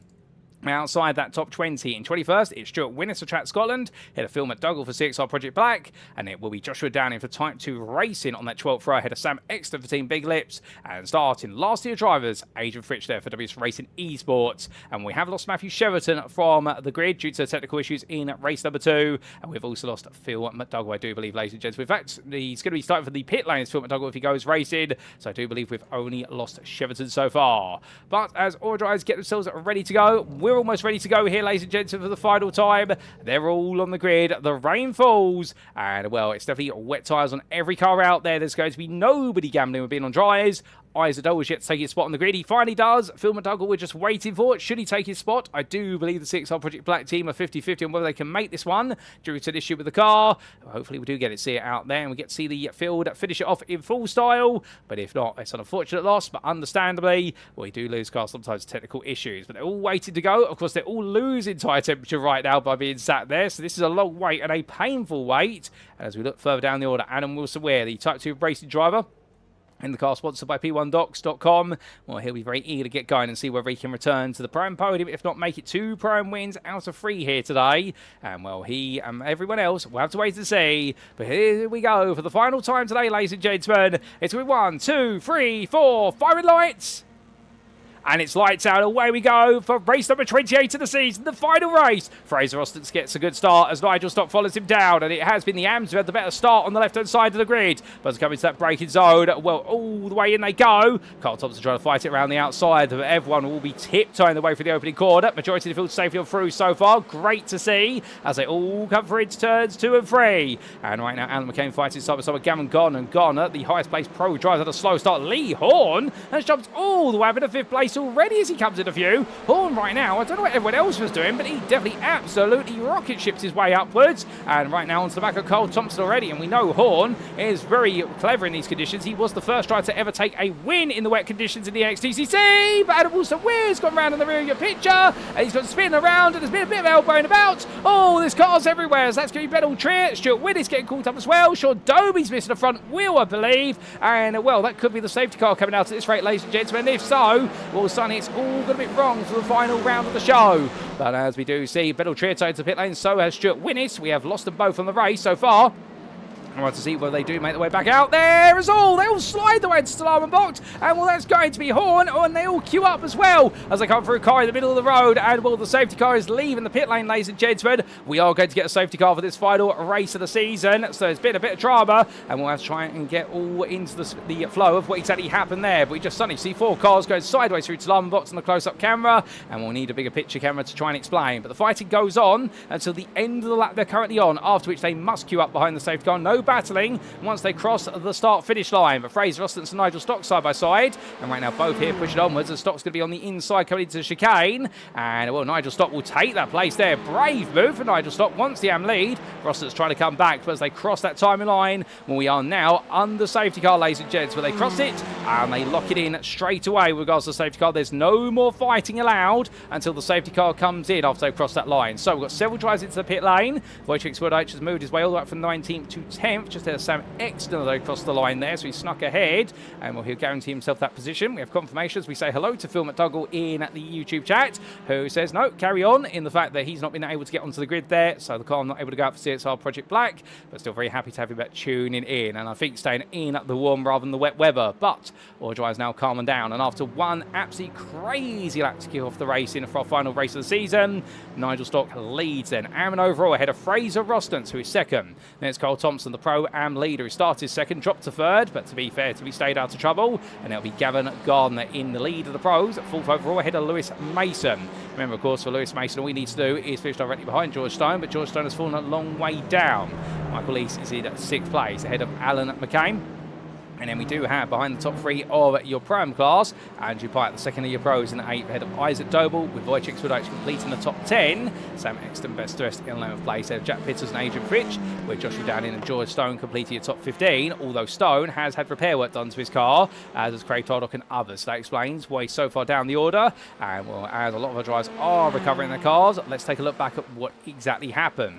So this was going back to the open lap. And Stuart Winnis making his way through turn number 4. And as he did so, it went wrong for somebody towards the back of the field. And a lot of spray up there. Oh, well, it already started. So I think that was Adam Wilson-Weir being collected by Kieran Smart. Now, how exactly did it go wrong for them? Let's see if we can find out a little bit earlier on. Let's see if we can get Wilson-Weir. So we're going to look here to what is the more distant camera view as they come around the corner. He'd lost the wheel already. I wonder if he's in contact with that iRacing Esports car. That might have been the car of Nick Clibbins. Well, either way, I think then Kieran Smart came into the back of him and had nowhere to go, and that triggered off the domino effect there. That seems to be the situation. But let's see if we can get that on board with Nick Clibbins here as he made his way through. So he made his way through the corner. He was side by side with the TSRC machine, but I think he was too far back. No. So that might have been Alan McCain actually that was in contact with Adam Wilson. If there was contact, again, we are guessing, but Nick Clibbins was able to avoid that as best as possible. And well, Ben Altria got caught up in it as well. This is what it looked like on board Ben Altria, and well, he was behind Wojciech Swirydowicz at the time they come for it. At this point, you're committed to the corner, you've got nowhere to go, and he's going to see that there's something going on, but he won't know what until Kieran Smart is caught up behind Wilson-Weir. So Smart had nowhere to go there. He couldn't react in time, and Altria subsequently part of all the dominoes falling into place. So that was the big shunt between all of them. And then we had drama what was Tulama boxed, because this was coming through Butter Bend. As they came through, too wide, and this was Joe Coffin, side by side Michael Lees. Into the braking zone they went. Oh, and in the end, that was Coffin into the back there of Lee Horn, and he rolled back onto the road. He called a complete blockage, and well, they all got pushed out onto the gravel there. So Joe Coffin got it wrong under braking. Who was behind him at the time, I wonder? Let's take a look back from the rear view. Was he propelled into the corner? I don't think so. I think this was a mistake, a genuine one from Joe Coffin. Car slid loose, under braking he went, and well, he hit a puddle of water and hit Lee Horn. And that's what sent him around. He had nobody directly behind him, and unfortunately for Joe Coffin, innocent mistake, but unfortunately big consequences for everybody involved. But we come back to your live circuit side pictures, and as we do, we are definitely still under safety car, ladies and gentlemen, but those are the two big incidents, and that explains the whole story as the whole field follows the safety car through. Now, I suspect we may be seeing the safety car in at the end of this lap, given the fact that all those affected by the open lap incidents, they have come into the pits, they've got their cars repaired, and they have made their way back out. Of course, we have lost Phil McDougall due to a non-start of technical issues. Who's that on the grass? That is Cole Thompson getting it wrong through the chicane. He will be allowed to retake his position in the order. The rules of the NXTCC do say that as long as the safety car has not started pulling away, and it is safe to do so, or you're not towards the very end lap, you are allowed to rejoin if you make an error under safety car. But Thompson have a mistake through the chicane. But of course, they're losing tyre temperature right now. And this is going to hurt everyone quite significantly as they make the way around. And the fact they're losing all that tyre temp, and therefore they've got to get it back as quickly as they can when they go race on these wet tyres. Now, the wet tyre operating window is much wider compared to the slick tyre operating window, and also it's not as anywhere near as high temperature. It is about 50 degrees centigrade is the ideal temperature on the TCR's wet tyre, if we've been informed correctly. But as they all come around, they will be dropping around 40 at the moment, so they'll need to get those tyres re-engaged.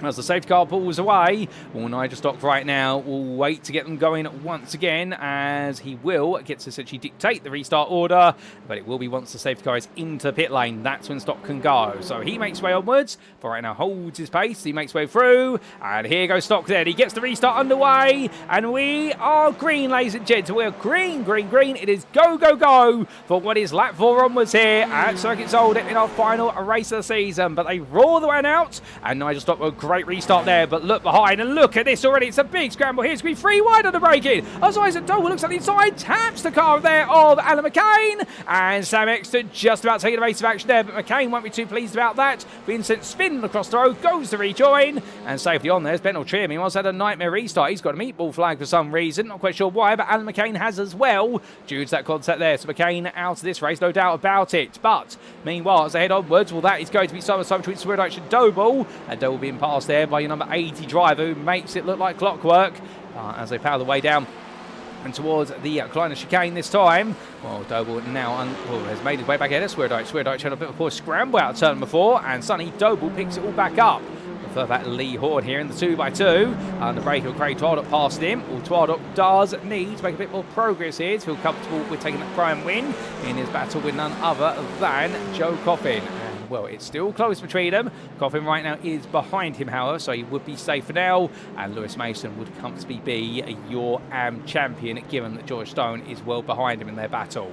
I want to see what's to come at the very end, because of course the way things stay at the moment may not be that way at the finish line, as Carl Thompson and Gavin Garner go too wide in towards Boulder Harshbill Bocht, and that gets thrown on the brake for Michael Lees, and he makes 3 wide contact, and he says the two of them on their way, and Sonny Andrew Pike sneaks on through. Lewis Mason comes on through as well, and Gavin Garner there as they roll the one out, and that close-up camera there definitely leading to a bit of drama, and we'll try and get a replay of that when we can as to what happened.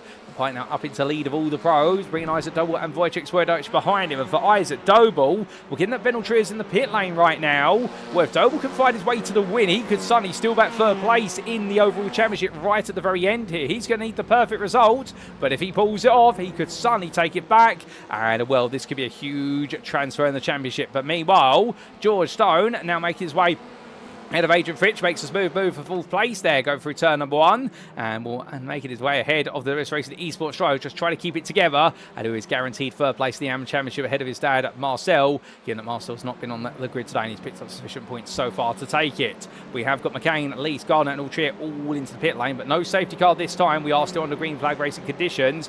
There was a big instant between them all, instigated, it was seen by Michael Lees based on the camera angle we saw. How that's not always the truth, to be fair, so don't read into that too much. We will get a replay when we can.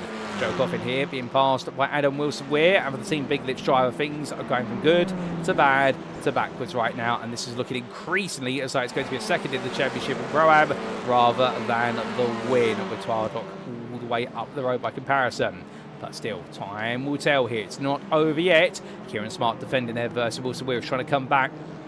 And the Type 2 racing driver looking around the outside here for retirement box. It's not going to be easy. And as we ride aboard with him, looking one way then the other. The spray off the cars in front, plus also the water accumulates on the windshield. And the sea sunny parts. And as they all coming through, how on earth has that happened? And that's going to be drama there. And Joe Coffin gets caught up again. I don't believe the bad luck here for Coffin. It really is all going wrong. And suddenly it is all seems to be now down here going one way. But meanwhile, at the front of the field, going on to another lap, and if that doesn't bring out the safety car, I wonder what will. But to be fair, that road is clearing quite quickly, and that's not to be at the detriment of our safety car driver and race direction, because now we're back at it, that road is already cleared already from what I'm hearing in my ear. Nigel Stock, your leader in the AM class and overall, with Lewis Mason and Fraser Rostons, as they roll the way through turn number 2, right now Stock keeping it together very comfortably, and Mason and Rostons together, but right now where we can say that with these 3 drives, the 3 leading AMs, well, Lewis Mason wants this overall win. He would love to end his season not just with the AM win, but also the overall win to put the cherry on top of his AM championship crown that he's worked so hard for over the course of what has been the last 5 months. But there's going to be some pros here, very eager beavers to try and steal these places away. Andrew Pipe being the main one, but Wojciech Swirydowicz comes on through as well. Makes it a 2-for-1 special. They're squeezing up the inside of Fraser Rostant, and Rostant now falls back into the train as they make the way up the rise. But as they come through, but to bend, well, understanding now it's only going to be single file through here with the amount the cars are snaking around. There's just no grip available at all. And Fraser Roston's definitely feeling that as he transitions between the apexes. But Lewis Mason go over the switchback here. He goes at the inside of the exit to lower box. Can he get this start? This will be the lead overall. But the car goes sideways. He gets it together just about as Lewis Mason. Well, he's risking it all here. Here comes Andrew Pike coming across and trying to go for the move up the inside. But Mason's still there. Mason's not backing off. And under braking, there's a tap to the rear of Nigel Stott's car. But he gets straightened out, and Lewis Mason right now feeding the pressure of Andrew Pike here, but there's no real pressure on for Mason. He's got to remind himself the fact all you got to do is beat George Stone, who's nowhere near him. But right now as they're coming towards the chicane, that's gone out the window, and Will Pike's in a Mason, and Nigel Stock still holding on, but snaking the way through and on towards lap number 7, and right now Stillmore fighting to come here. My goodness, what an absolutely dramatic race this has been so far, and we're only halfway across it right now, laps concerned, as we can see that's Swirydowicz looking up the inside of Mason this time, goes all in for it, but Mason squeezed him to the apex there. He doesn't want to let these places go. He wants an overall podium. He's making that very clear, as we do see Adrian Fitch waiting to rejoin the racing, given the whole lead pack is coming on through. Great patience from him. George Stone at the very back of this top 10. The top 10 separated right now by only 4 seconds. That's a tiny amount of space from car to car. That's not even half a second from car to car right now. That shows you how close they're running. As Carl Thompson, your prime leader, under pressure from Jack Pittus. And Carl Thompson, well, he's not taken a prime podium this season, let alone a prime win. Can he bring on home a prime win on the final race of the season as it's contact? Oh, 3 of them are coming together, and that's going to be Exton and also Pittis and Thompson. They all end up in the touch. It's a big crunch there, and suddenly coming up onto it, Craig Tardock hops and skips his way through the chicane, takes a bit too much curb. He's got to slow down for it, but he survives it, and right now, could Craig Tardock see the win come to him in the prime class? I think he will. He'll take the lead of the class with Sam Exton and taking a meatball flag, and Kieran Smart catching up here right now very quickly, and all of a sudden it brings them all together, but it's all gone wrong for Joe Coffin. Now it's gone wrong for the other team, Big Licks Prime of Sam Exton. You couldn't make it up. Black flag for Joshua Downey, and I do believe that will be a drive-through penalty he's got to serve. Kieran Smart side by side here with Sam Exton, and passing the wounded team Big Lips Honda, and Exton struggling for grip there under braking, but just about gets the car stopped in time. Well controlled by him, and Nick Clemens will come on through. They all will come through very soon. But as that unfolds, well, meanwhile, ladies and gents, at the front of the field, we'd love to get a replay of what's happening, but right now, there's so much happening, we can't break away from it for a moment. And stock side by side with Andrew Pike here, coming in towards turn number 1, and right now, your AM and overall leader, he's just trying to dig in, and remembering the fact, of course, they come through it. In fact, we have got the safety car back out, ladies and gentlemen. The race has been neutralised. I've just been informed. The safety car's picked up some speed, making its way out of the pit lane, so that's why it's not on camera at the moment, but it is Julian Bianchi box, and therefore they'll catch up to it. There is the safety car, and, well, that instant that we've had down towards the chicane has been enough to trigger the safety car this time, and, well, it's felt the fact it's taken so many drivers out the race, and it's an opportunity for those drivers to get back into the race here, and, well, as everything calms down on lap 8, we do take a look back at some of the big moments after the restart, and, well, goodness me, we have had some huge moments, including this on lap number 4 for Ben Altria. Now, this was Altria already into the barrier there. Well, we're catching the tail end of it, not the start of it. What exactly happened to Altria? It would have been on lap number, I believe it was on lap number 3. It all went wrong. And, well, the answer to that question is as follows, I do believe. Here we go. And it was on the restart for Altria that things went quite wrong. So making his way through the chicane, does he get it wrong here coming through? He hits the curbs absolutely fine. Tris wide, oh no, and it's into the barrier there, the rear left, going straight in, and the Full Tilt Virtual Motorsport driver goes around. 10 out of 10 for spinning around, but that explains what's happened to him. That's completely backwards before it's even got restarted. So, nightmare there for the man who almost made it 2 wins back-to-back here today. He definitely won't be getting a third at this rate. And then we did have, what was this, a big moment for what was none other And then Michael Leese on lap number 4. And for Leese, here's an explainer. So this was coming on through the run down towards the hairpin. Under bracket he went, and on the inside there, I think Squeeze touched the grass, and well, he made it a menage a trois with Carl Thompson, also Gavin Garner. Can we get the on board there from his perspective? We can. So batting hard with Lewis Mason here, and did he look for it, or did he squirm out there? Well, he went out there and found a huge amount of water when he went on the brakes, and at that point, he was a passenger in his car. He found that standing water. Lewis Mason somehow threaded his way between them all. I can't believe how the AM driver got away with that, but he did so. And well, that's what happened there, and that explains the story between them. And then, of course, we did have this big moment on lap number 5 for Adrian Fritsch, where it all went a bit drastically wrong for him as he made his way through Salmenbocht, and up the hill he went. But the rear of the car completely let go, and this triggered the instant behind, as then suddenly all the cars came to the scene of the incident. And well, we don't really get a good on board there. We do get the look from Joshua Downey's perspective. He was a bit further back. So you'll see Adrian Fritsch is up the road somewhere, although you can't quite see where. And then suddenly as he comes through the corner, he's going to see there's a car coming across the road. And I think that was Lee Horn there. And then suddenly at that point, Joshua Downey is just a passenger in the scene of an instant. And well, Lee Horn also got caught up in all of that. This is what it looked like from the exterior cameras for Lee Horn. And will make his way on through. Adrian Fritsch had already gone around. Lee Horn went the other way compared to the TSRC car. And that's what triggered off the domino effect there. And then we did have this huge incident for Joe Coffin and also a couple other drivers only moments later. Well, no, in fact, Joe Coffin was getting it back together. It was the lap 6 incident we're looking for. Or no, in fact, it was the lap 7 incident, I think. And this was the Jack Pitters incident as they made the way down towards the kind of chicane. He was in contact there with Sam Exton, and Carl Thompson also collected. And all three together there. But then suddenly, well, it was about Craig Tardot trying to take to the escape road. Can we get an earlier look at that? I think we might be able to. And this is what happened as looking back from Carl Thompson. So, Maze A onwards, snaking around the next at 4. Here comes what was Jack Pitters along the inside, in contact there with Sam Exton as they tried to go 3 wide. And in the end, Carl Thompson just sent spin on the round there, minding his own business until he became other people's business instead. But with that, ladies and gentlemen, we head back to your live circuit side pictures. But goodness me, some absolutely huge moments. We're still behind the safety car at the moment. These conditions definitely proving very tricky, but well done to all the drivers for trying to keep it together.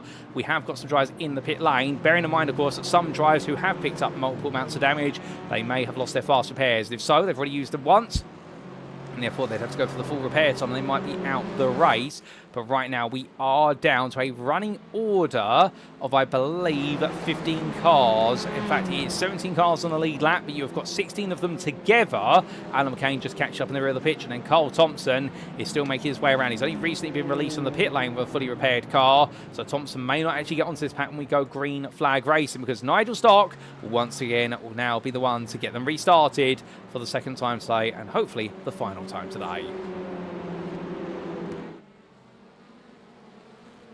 As he builds himself up to speed, Stock is going. He's gone earlier this time. As they make the way through, will Stock there have a brilliant restart. And here he goes across the line onto lap 10. 4 laps to go here at the circuit Zolder. And right now, Nigel Stock holding on, but behind Lewis Mason, Wojciech Swirydowicz. Swirydowicz up the inside again. He tried this earlier on. It didn't work out. And Lewis Mason called him out on it. And he's doing it again. But Mason's got a bit deep. Here comes Isaac Doble diving up the inside. But Lewis Mason defends in the middle of the road. He makes the 2 pros have to work double time here to make the move happen. And Isaac Doble in the end couldn't quite get that done. And Lewis Mason right now, well, he's losing out versus Swirydowicz naturally, with Swirydowicz going around the outside. But can Swirydowicz just get this move done as he heads out of view and in towards the rundown towards the Kleiner chicane? The answer seems to be no. And Mason does lose out as Isaac Doble now wants him through. He wants this understanding because he wants that 3rd place in the overall championship if he can. Get it back over Ben Altria, who's out of this race. And there's contact between Mason and Isaac Doble. And right now, Lewis Mason, he's fighting so hard, but you've got to wonder, is it worth fighting this much when the AM Championship is practically in your grasp? Contact between the two is going to send Mason wide here in towards the chicane. They go, and he taps Doble on the rear, and it's all coming apart for both of them here.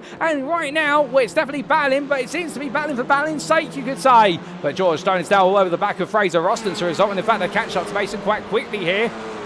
And remember, this race, all the results from this one, indeed all the races today, will be provisional, subject to any stewards' inquiry, so the championship's not confirmed until it is done in the stewards' room afterwards, as it is with any series. And right now, Kieran Smart, your prime leader, has got Craig Twardock for close company side by side, and we'll try to make the move down. Twardock for the lead. Twardock was in control after everything that happened at the chicane earlier on, and right now, two wide they come in towards Jackie Igbot Bend, and well, Smart will get ahead, but here comes Twardock coming back at him now, powering his way onwards. Will we see a change of foot here, looking one way then the other? He's going to try and go around the outside of the TSRT esports driver, but on the brakes here, will he be able to get this done? He's going to try and force the issue. And looking around the outside, but in the end he'll go for the switchback instead, with Kieran Smart just defending firmly in at the middle of the road. But we're on the way on to at lap 11. 3 to go. Nick Clemens on the back of this group. So is Michael Lees. But Twardock right now, finished where he currently is. He will be your Season 10 provisional champion. And what an achievement it will be to overturn what's been a huge deficit midway through the season and bring himself right back in, especially with those 10 penalty points early in the season hurting him massively. But meanwhile, George Stone still fighting here with Fraser Ross that's trying to come through. These two definitely had words in the practice session earlier on this week with a bit of an incident on practice. And we'll touch the white line there, and his helmet's out. Oh, and it all gets compressed. It's 3 wide, and somehow Stone survives as Fraser Ross is allowed to carry on as well. But not so for Craig Twardock. I don't believe it. And Twardock round gets the car turned around. And well, right now, is this going to be the thing that suddenly throws things to Joe Coffin? Where is Joe Coffin right now? Well, the answer is he's not out there. Coffin is out of this race. So Twardock right now just needs to get this home. Matthew Sheraton can't take it from him. Oh, who's that? That's George Stone. What ever's happened to George Stone going down for a bit? So the car's smoking. That car's out the race. And suddenly, if that toes the pit lane, it's Lewis Mason's championship. So right now for George Stone, it is practically on death's door his championship campaign. And well, it's all got wrong for Stone. And I suspect that it's going to toe to the pit lane, but there's been a big incident there, and we'll try and get a replay of that when we can. But Nigel Stock right now, under pressure from Wojciech Swirydowicz, and the AM leader, well, at this point, surely he's going to let this go to Swirydowicz. Given all the drama that's going on, it's better to give up the place at this point if you're an AM driver. But Swirydowicz goes around the outside there, and Stock just holds his ground to the inside, lets Swirydowicz do the hard work, but makes no attempt to fight for it. But as they make the way on around, well, as they come charging on through, and indeed, commentators curse right now on Craig Twardock. I do apologise there. Completely spin his race backwards immediately, and well, there's still more of it to come, ladies and gents, but I do seem to cause a lot of commentators curse, no doubt about it, as Phil McDougall calls me out on it, rightly so, to be fair, in the YouTube chat. And meanwhile, Alan McCain, penultimate lap, contact now up onto 2 wheels with Fraser Rosters, my good lord. And well, right now there's still more drama in this one before we're done. Alan McCain right now still fighting when Jack Pitts is trying to come through as well. In the foreground, the camera shot, that's Kieran Smart and Michael Lees fighting, and Lees' day has gone from the front to the back, back to the front of the field, albeit taking a very high line through the chicane, and Lees is going to lose out there, and Kieran Smart surely now will hold on to that prime lead, at least for a good portion of this lap, as they come down in towards Slambots. Lees is going to try and fight it around the outside. He goes deep, and Lees is not backing off here. He has got a slowdown to serve, but he's not giving in, and in the end tries to compress Smart to the apex in the exit of Talan box, but that's not going to work there, and well, he does burn the slowdown as a result of the contact between the two of them. And Kieran Smart right now under major pressure from Lees as they roll the way in towards the Harshabill box, but onto the brakes they come, and well, Lees there, I think touching the grass, goes a little bit wide. Smart still on the inside, but it's going to be too wide there. Michael Lees has found the grip. Lees is absolutely fired up here. He is throwing everything at this. Right at the end of the season, he gets to the Kieran Smart in towards the auto chicane, and well, as he comes on through, well, on his way on towards turn 10. What's it going to be here? He will get it done. Oh no, he won't. He runs wide and just misses the barrier as he goes into the final lap. So Lees loses the lead of the prime class, and Kieran Smart moves ahead with Sam Exton right behind, and Lees now falls down to third in class with Nick Clemens trying to look for a move. And behind, but it's going to be side by side here between Exton and Lees first and foremost. And was to come through that right-hander, Exton defending hard, Lees just behind him there. So the fight for third in Prime is, well, the fight for the podium spots in Prime is definitely on. Nick Clemens in that fight, and Alan McCain 3 seconds behind. But meanwhile, Lewis Mason, he's got ahead of Nigel Stock while this has been happening, and I think there's been an error for Stock that's enabled Mason to get ahead. So he's into the AM lead now, as Nigel Stock just trying to bring home that second place. But Lees and Exton, here they come down into the braking zone, and Michael Lees beating Exton into that braking zone in his Audi. So much more speed on that straight, looking absolutely confident there. But meanwhile, Kieran Smart continues to move onwards and trying to attack Nigel Stock here for 5th overall. The Track Scotland driver definitely wants this. He's going to go for it, as that's a big snaking around there. of the Honda of Sam Exton, the rear of the picture versus Lees, but Kieran Smart takes a rally cross line, and that's not going to be legal. That's going to give him a slowdown, and with that time, does he lose the prime win? Right at the very end here, we will see. But meanwhile, looking back to the very front, Andrew Pike for it now, 1 second clear of Wojciech Swirydowicz, and after taking the lead this race, he hasn't let it go, and as he makes his way down towards the final quarter. Well, for Andrew Pike, overall wins, they come every so often. He's had a couple this season, but right now he makes his way through turn number 10, through Jackie Ickbox he comes, and as he does so, the checker flag waves, and well, it's been a wild race, but Andrew Pike takes the final win of the season overall, ahead of Wojciech Swirydowicz, who is your 3-time champion. Isaac Doble comes home at 3rd place there, and Lewis Mason brings it home the provisional and championship crown there with 4th place overall. Kieran Smart comes home 5th ahead of Nigel Stock. Sam Exton takes 7th ahead of Nick Clemens, and then Michael Lees. Alan McCain comes through in 10th ahead of Jack Pitters. There'll be Fraser Ostens who returns the AM podium ahead of Stuart Winnis with Adam Wilson-Weir, and then Craig Tardock 15th overall. That 9th place in the Prime class is more than enough. He will be your provisional Prime champion with Joe Coffin's retirement from the race. And Adrian Fitch finishes just behind him there in 16th ahead of Sean Doby, who comes towards the line. And will George Stone will be the first of many to retire for this one, ladies and gentlemen. Oh, goodness me, what a race to end the season. Definitely that had an end of season vibe to it, even with championships on the line. But we can confirm, as a result of these results, provisional, of course, to subject to any Stewards inquiries, well, Wojciech Swirydowicz was already your 3-time champion from Motegi. But this just seals the deal even more. Isaac Doble with that 3rd place overall. Is it enough for Isaac to take that 3rd place? It may be. It's going to be very close. They may, in fact, have a tie between himself and Ben Altria, at which point it would go down to overall wins. And I think it would, in that instance, actually go to Ben Altria with 2 to Isaac Doble's 1, if my notes are correct here for this season. So we'll have to wait and see with that. Meanwhile, in the Prime class, despite seeing the Prime Limbs Pro-Am win slip out of his hands right towards the end, and we'll get some replays of those moments very shortly, well, Craig Tardock will be your winner in the Prime Championship, given the fact that with the retirement of Joe Coffin and Matthew Sheraton retiring from the race, he did not start this race. Well, Craig Tardock just crawls across the line in the end, and well, it will be Joe Coffin, your run-up, and Matthew Sheraton in 3rd. And meanwhile, in the AM class, Lewis Mason, we made it so much more riskier than it needed to be, but in the end, the AM win seals the deal on his crown, provisionally subject to stewards, of course, and George Stone, who finished in the end, well, in 6th place of the class. With that retirement, he will lose out there, and Adrian Fitch will be your 3rd place finisher when all is said and done with that 4th place in the AM class. But one into the season, ladies and gentlemen, plenty of drama, and as our drivers do celebrate there, well, let's take a look back at some of those big moments right towards the end of the race, including this one for Craig Tardock. And this was on lap number 11. This was coming down towards the Kleiner chicane. And well, he found himself battling here for the win in the Prime class with Kieran Smart and also with George Stone. And Fraser Rosson's on the outside, Stone in the middle, and Tardock on the inside. And Tardock really just the victim of a free-wide circumstance there and being fully turned on around. Fraser Ostens, meanwhile, being sent the other way in all of it. And I think he was minding his own business until they all came storming into the braking zone.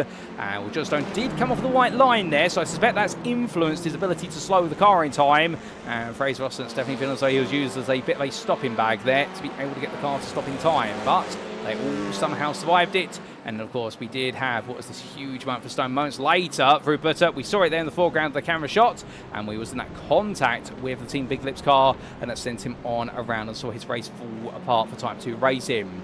But, ladies and gentlemen, with that, and that's everything we've got on the replays, I do believe. And we now head back to Circuit Side Live. And as we do, let's take a look at those race results subject to any stewards inquiries. And here we are. And well, Roger Pike saying in the Facebook chat, tell that boy of ours, very proud, brilliant race. And well, so they should be proud, Roger and Andrew, father and mother to Andrew Pike, who takes overall victory, his 2nd overall win of the season for the Sim Racing Collective Esports. And what a drive for him to bring home the final win of the season, head of Wojciech Swirydowicz for Project 26 for Alpha Touring Challenge. And Swirydowicz coming through from 19th place, Pike coming through from 12th place in the end. And Isaac Doble from 16th to 3rd, the Doble Sim Racing driver, making it onto the podium for the final time.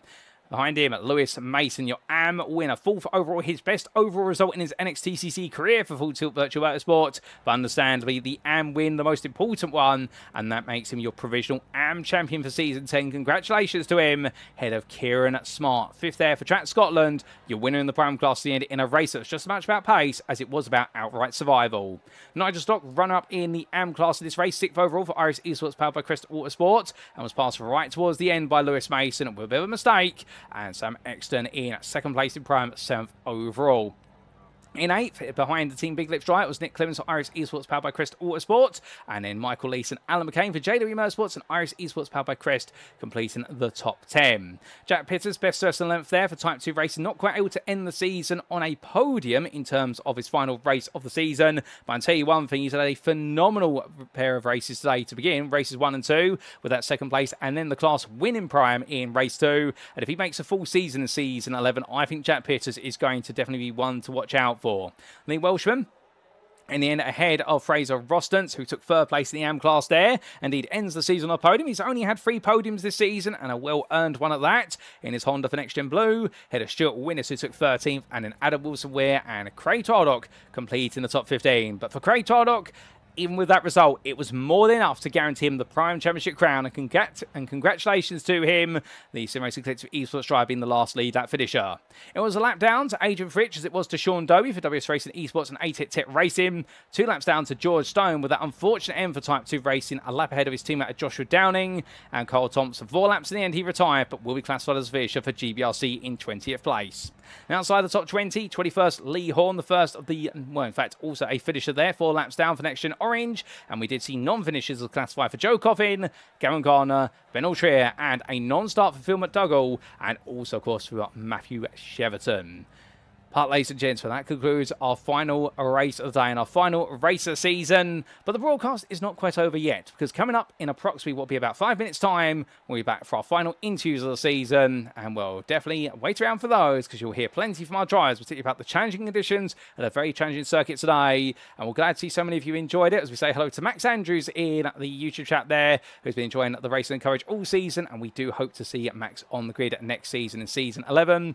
And we'll tell you a little bit more later on about how you can get yourself all in the best possible position to sign up for Season 11, whether you're a newcomer all the way through to a veteran of the series. All that and more is coming up later on the show, ladies and gentlemen. But without further ado, we're going to step away for a brief moment and get ready for our post-round interviews.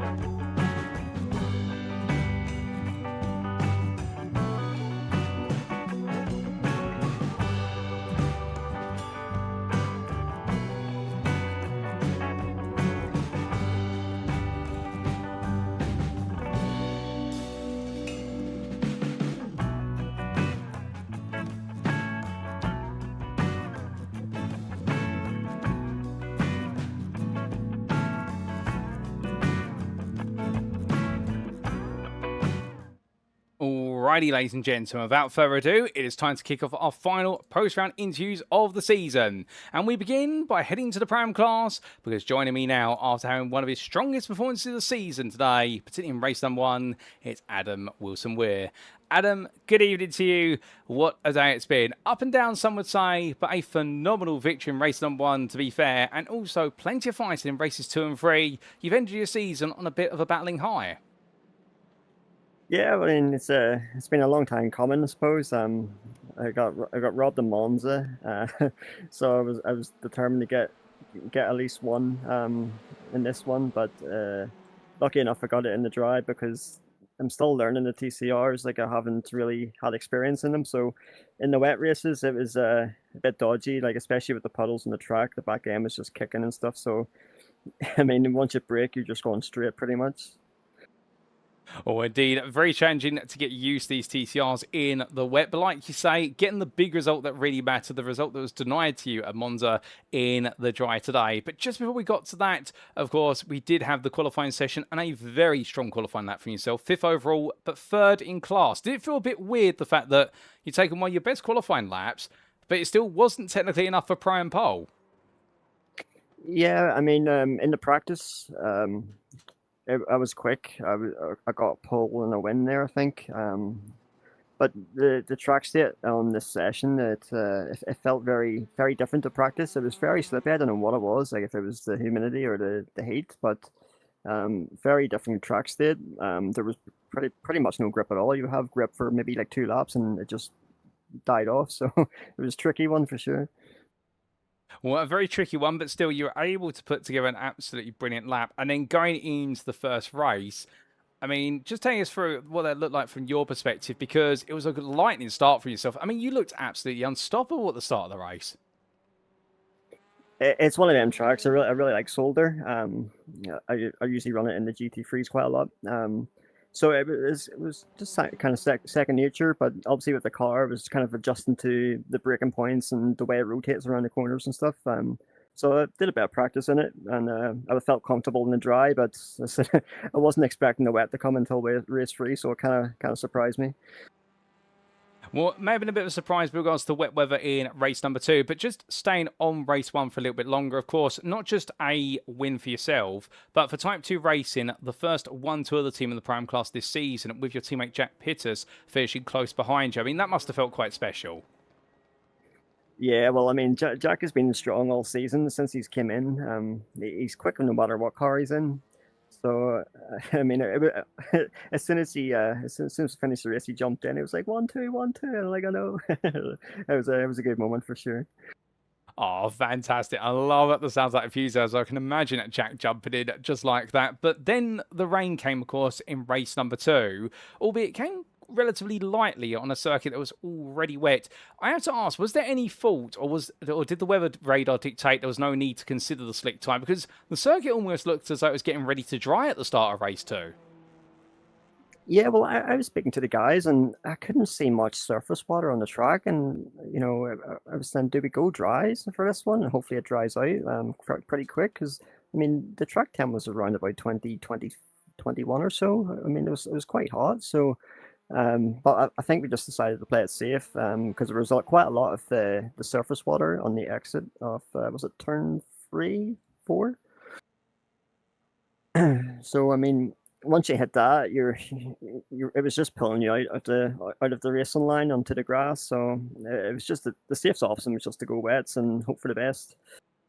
All fair play. Well, safe call, and it definitely worked out for yourself, but like you say, of course, having to get used to the wet weather conditions. And what doesn't help as well is the fact that we did also put 32.5 kilograms of success ballast into the car. So I can imagine in every braking zone, like you say, it felt as though you had to point the car in a straight line and pray you'd put the brakes on at the right time in a car that was heavier than it normally would be.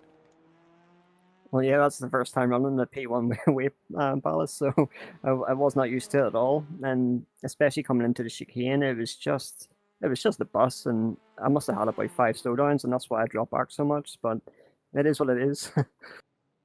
Well, it didn't quite work out, but still, in the end, bringing home a respectable 12th place overall and 6th place in class. And then we went to race number 3, where top 19 reversed grid, albeit a relatively good start for yourself, but it didn't last long, unfortunately, with a lap 1 incident.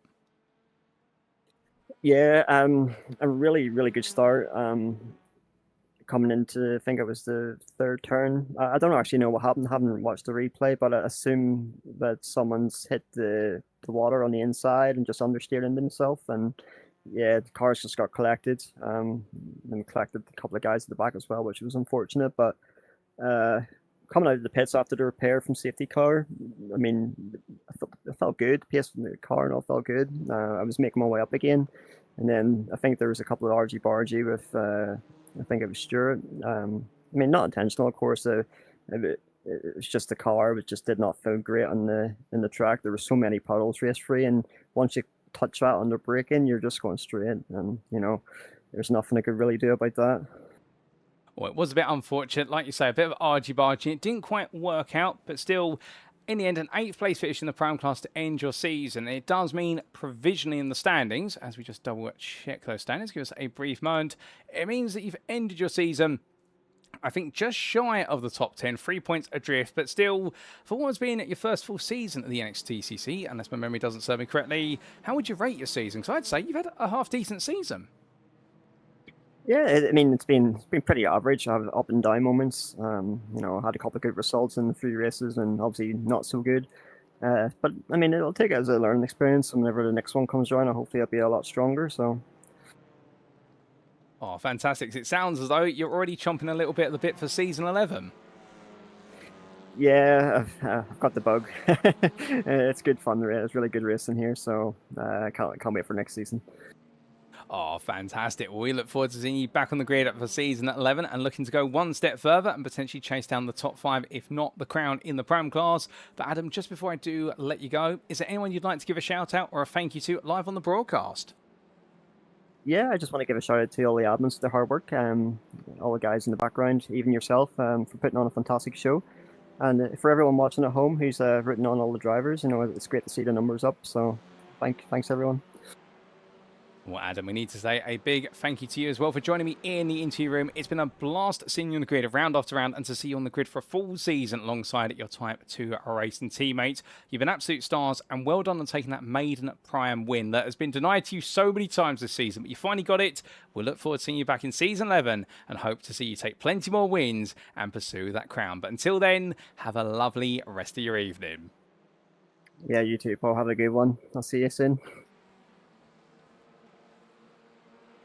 So here and there, ladies and gentlemen, from Adam Wilson-Weir, the Type 2 racing driver who definitely enjoyed himself out there today, no doubt about it. And, well, very happy to finally get that Pro and win on the board. Although talking out there the fact he wanted to make sure he got it done in the dry before the wet weather came, and the rain came a little bit sooner than anticipated with what was the changeable conditions definitely throwing him out there and almost catching him out completely. But the flip side of the coin being, of course, in the fact that in the end, with those conditions, well, he did manage to make that win happen. And then race number 2, it was all a learning experience. Although, unfortunately, as part of that learning experience, he did find that the car became a lot heavier under braking, and it was his first time running the leader success balance in the Prime class. So a car that was already proven to be very linear in its braking approach suddenly became very heavy and linear and will slip down the order in race 2, but still got some good points to board. But race number 3, that open out instant caught him out, and a subsequent instant, a bit of an argy-bargy later on, cost him even dearer. And unfortunately, not quite the end he wanted to the season. But to be fair,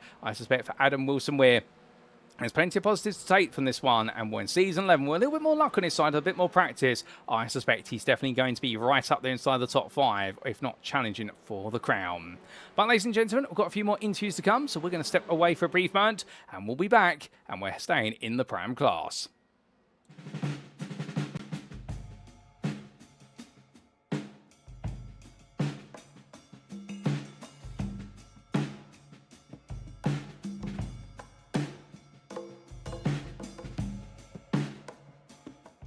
And so, ladies and gentlemen, we stay in the Prime class, and for our second interview, it is my grand pleasure to have now joining me in the interview room your provisional Prime champion for Season 10 of the NXTCC. It is Craig Twardock. Craig, good evening to you. How does that sound? Sounds good, doesn't it? Wasn't expecting it. Oh, indeed. I mean, coming into this round, of course, it was looking incredibly close between yourself and your rivals. Matthew Sheverton, of course, only 4 points behind, and you did have Joe Coffin 1 point ahead.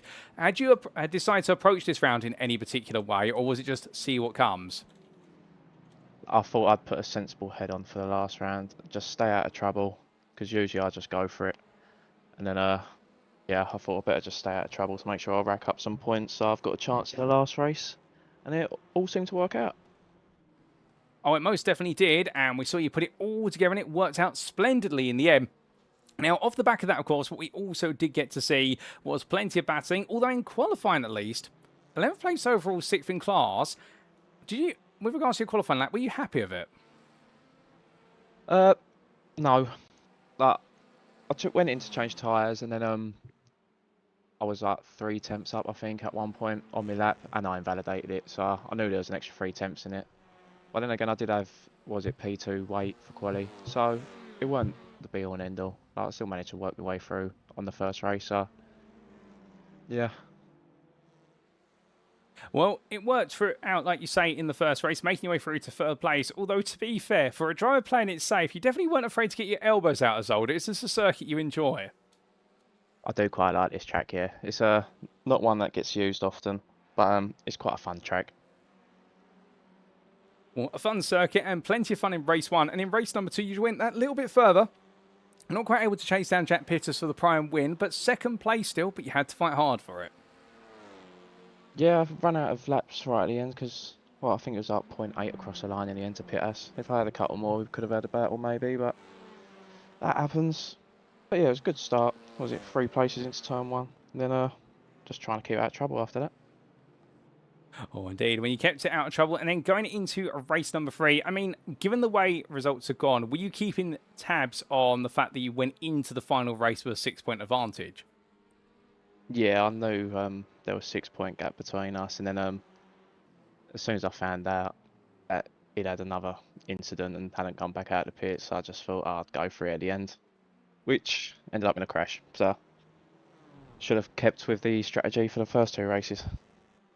Oh, indeed. A bit of an instant end the season, but to be fair, with nothing to lose and nothing to gain, I mean, it was worth giving it a go, but a bit of a difficult end to the season, perhaps. But to be fair, at the finish line, even being the last lead that finish of the race, 9th in prime was more than enough to guarantee you the championship. So it's finally happened. You are our Pro-Am champion. Does it feel as though you can take a huge weight off your chest now? It does, yeah. It's got a good ring to it, and then now hopefully can push on for these TCRs and try and get some better results. Well, of course, presuming that you are coming back for season, then we may see you move into the pro class for next season, but can we expect you back and mounting another campaign? Yeah, I'll be back. I'll be back for another go in these. They're good cars. You just need to convince them to keep me in Pro-Am so I can try and keep my title. Well, you never know, to be fair. Depending on who we get on the grid, we may see you in pro or we may see you in pro, but either way, it'll be good to see you giving it a go once again.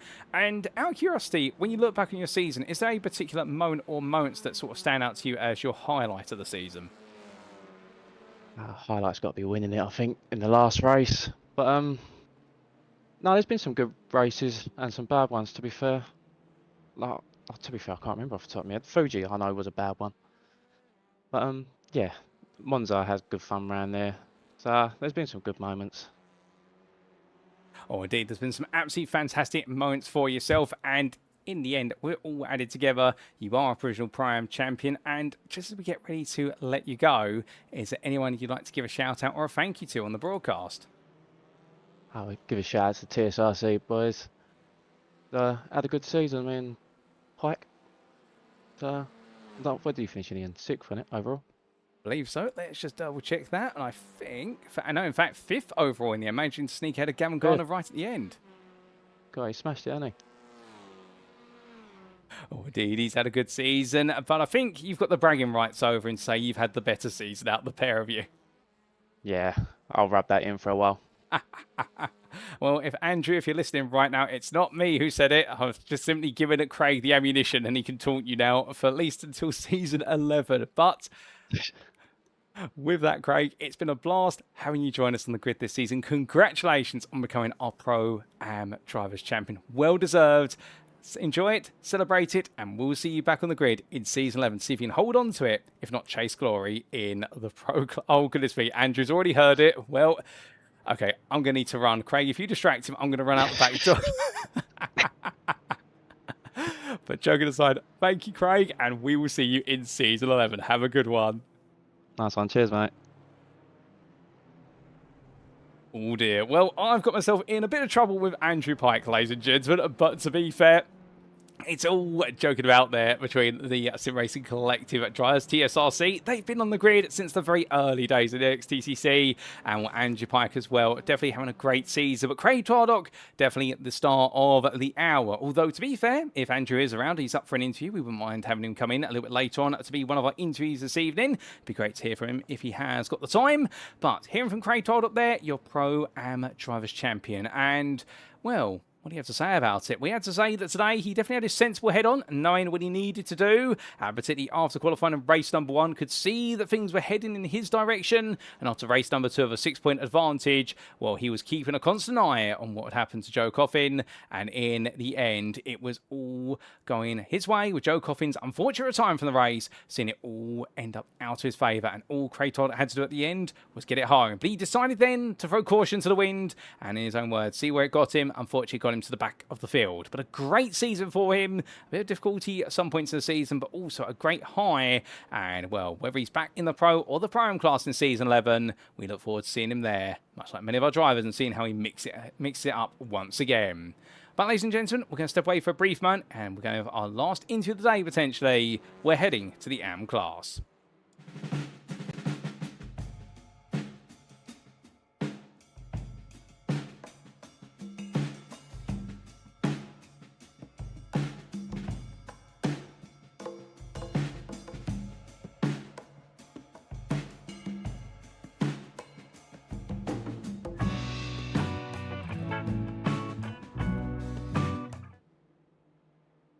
And so, ladies and gentlemen, now joining me for our final interview of the season, it's going to be our AM Provisional Drivers' Champion.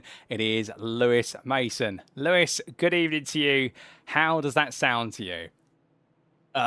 It makes me incredibly happy, Paul. As you know, I've been trying to do it for the past couple of seasons, and to finally finish it off this season's been awesome.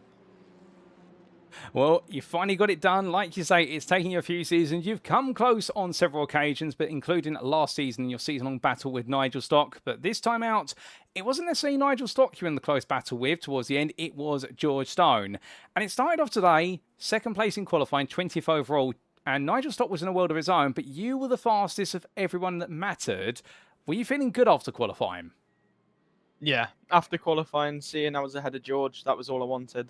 To stay ahead of George was my game plan for this round, and it seemed to pay off.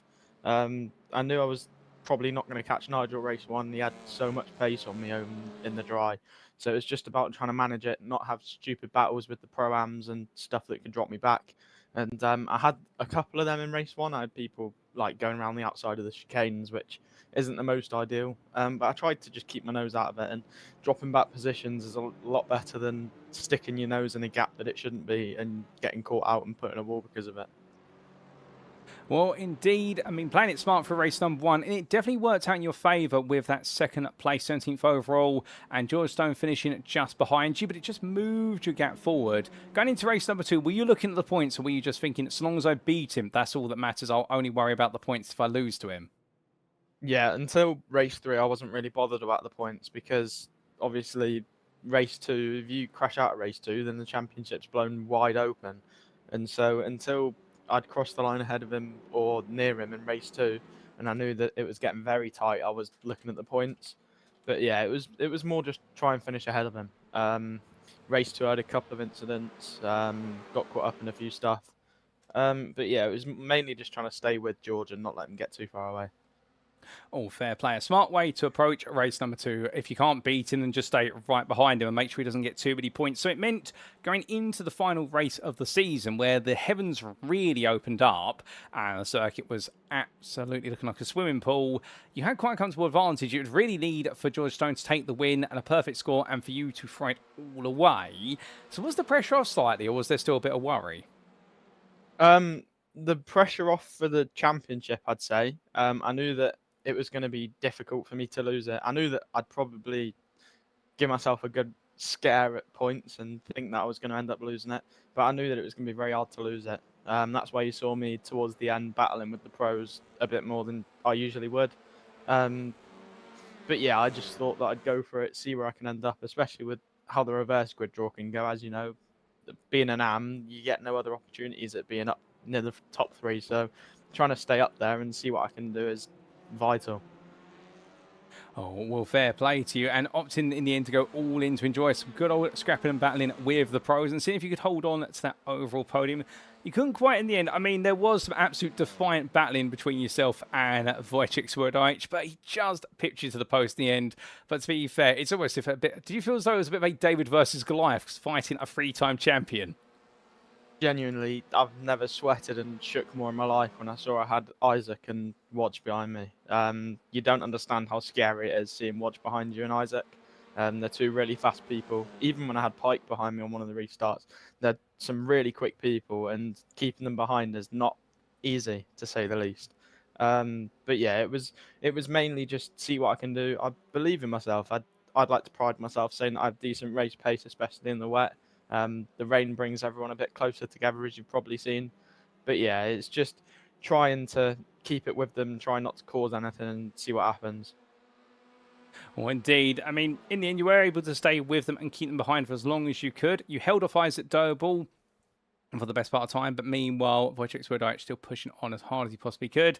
And it got all past in the end, but still a 4th place, not quite the overall podium, but a huge result to end your season. And of course, a result that confirmed you as our AM champion. So the question is then, what's next for yourself? Is it now looking ahead to the Pro-Am class of season 11? I think I'm destined for the Pro-Am class at this point, Paul. I think I was lucky enough to be AM this season. I know Jamie and Lee were talking about it for the start of this season.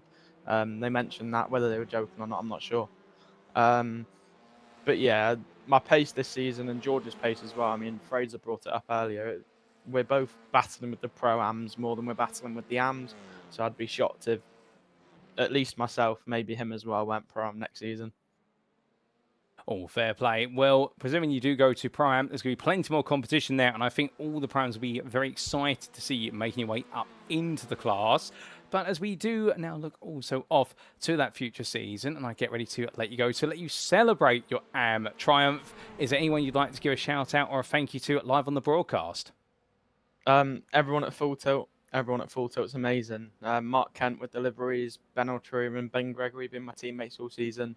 Will Guthrie, as much as he tries to wind me up in VC whilst we're driving and everything, he is very funny and I do get on with him very well. Obviously, everyone at NXTGEN, all the guys that make the racing possible, so that's the drivers, all the staff as well. You put on a phenomenal broadcast. I love watching it on a Wednesday. Jamie runs the league brilliantly. I've never seen a league like it. Like the way that it's ran, it's awesome. And then the other admins in the background, like Nigel, like Lee, like Gaz, just all of them that put the league together and make it is what it is. Just everyone like that.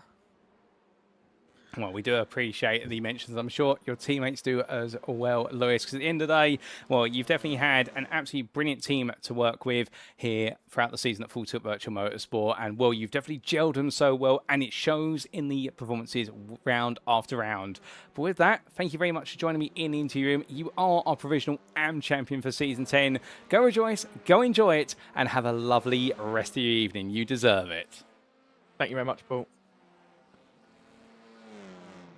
So hearing that, ladies and gentlemen, from a very happy Lewis Mason. And, well, he's finally ticked it off the list. It escaped him in season. Not only lost out to Nigel Stocks, but here this season, he has been the AM who stood the test of time, and we're absolutely excited about it all the way to the very end. But interesting there, talking about the fact that he really wanted to make sure he got it done when he could, and, well, making sure always to keep an eye on where George Stone was in relation to himself. He was focused on that, but after the results of races 1 and 2, mentioned the fact he really took the mental pressure off himself for becoming AM champion, feeling as though it was going to require a huge swing to see essentially what would be that championship crown taken away from him. But the reverse of the coin being the situation whereby he would be in a position where he could go fighting for the overall podium. It didn't quite work out in the end for the overall podium, as we did see him lose out right towards the very end, but still a 4th place overall and that class win. Well, great end to the season, and he's definitely stepped up massively as Lewis, and I suspect he will be in Prime in Season 11.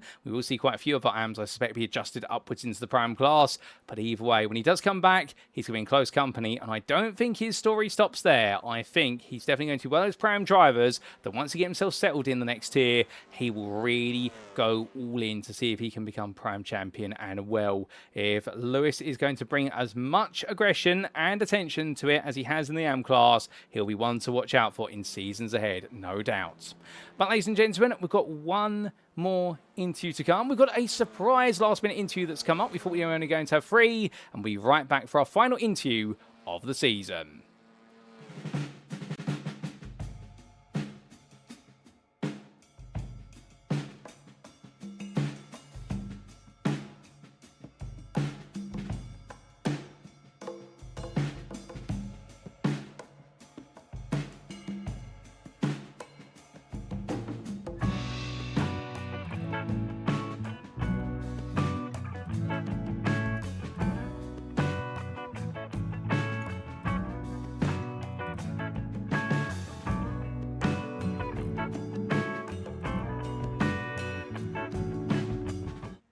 And so, ladies and gentlemen, joining me for our final interview of Season 10. Well, we couldn't quite end the season without speaking to one of our pro drivers, and he heard me earlier talking to Craig Tardock, so we said to him, why not join me? Of course, it is Andrew Pike.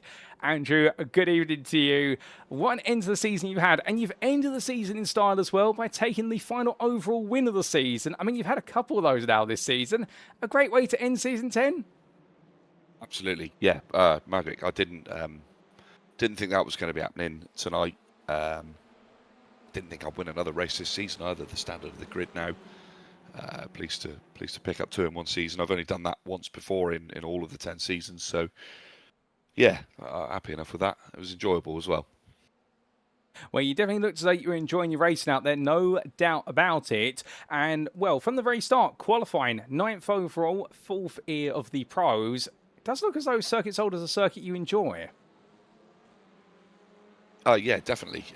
Again, though, I was surprised to be that far up with the weight on board. I don't know whether others struggled. I did see some were struggling with not invalidating their laps. But from the start of the evening, my sort of main focus was to try and look after Craig.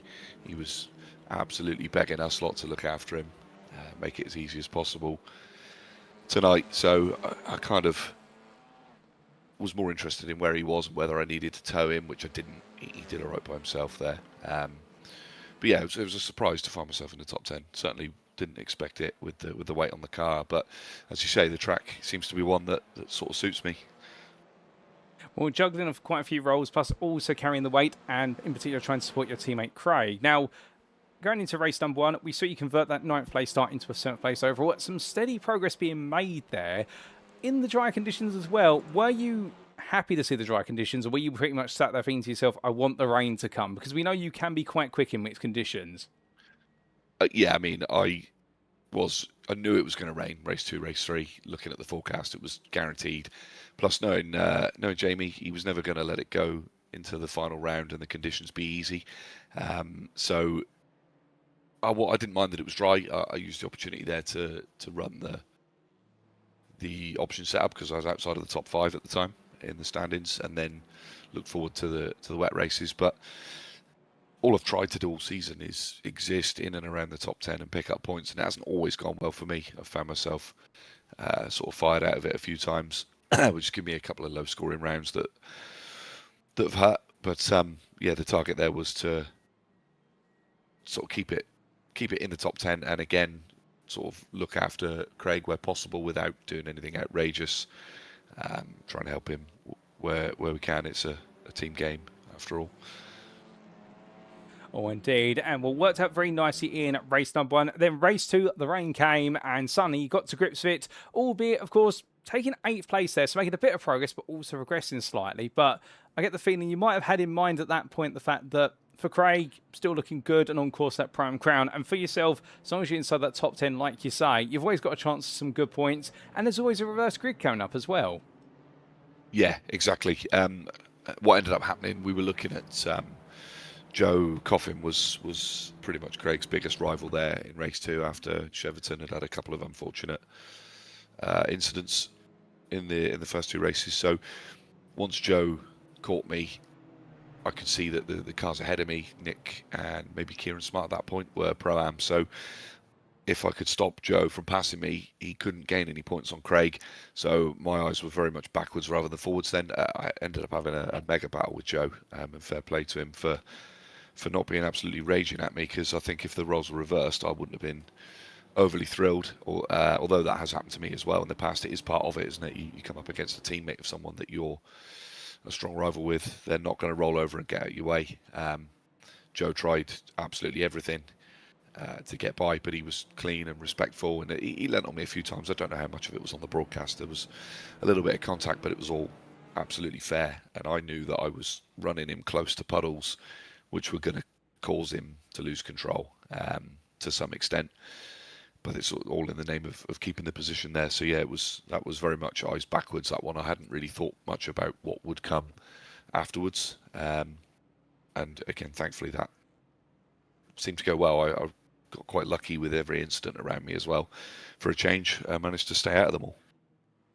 Oh, indeed. And I can imagine that Joe might have been doing his best John Clend impression of saying, I'm going for first, and you were recreated essentially the 1994 BTCC Championship. But nonetheless, going into race number 3, when the rain really poured down, I mean, that's when you came to town, albeit the race disrupted by multiple instances of the safety car. And at least at the start, you made some decent progress immediately. And then suddenly, after the first safety car, you just flew through the field.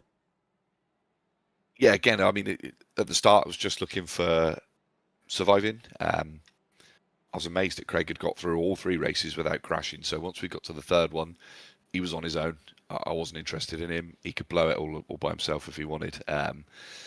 Just tried to survive lap 1, and then the first safety car, I looked at the relative board and sort of thought, actually, this is on, but I knew I needed to be careful. Lewis Mason was up there, obviously on for the AM title. Nigel, who was leading the race as an AM, didn't want to be responsible for binning someone off that is leading overall, especially from the AM category. So I said, I looked at the leaderboard and thought, well, I'm gonna have a go at this. It's final race of the season. As long as I don't take anybody out, and just threw absolutely everything at it. I think the tyres were pretty well done at the end, but it worked out. I got what I was aiming for there. Well, it worked out very nicely for yourself, and you very gradually picked your way through in the end. And I do like you mentioned there the fact you were quite tactical the way you passed the AM drivers such as Nigel Stock and Lewis Mason. She didn't want to disrupt their own races. But at the end of the day, that win came to you. And I mean, it must have been quite a bit of a smile on your face to think, yep, I've just taken the last win of the season. So you're going to be a little bit of a Hall of Famer in that regard. Maybe. I was also acutely aware of Wojciech's pace, though. I'd seen him once he got past.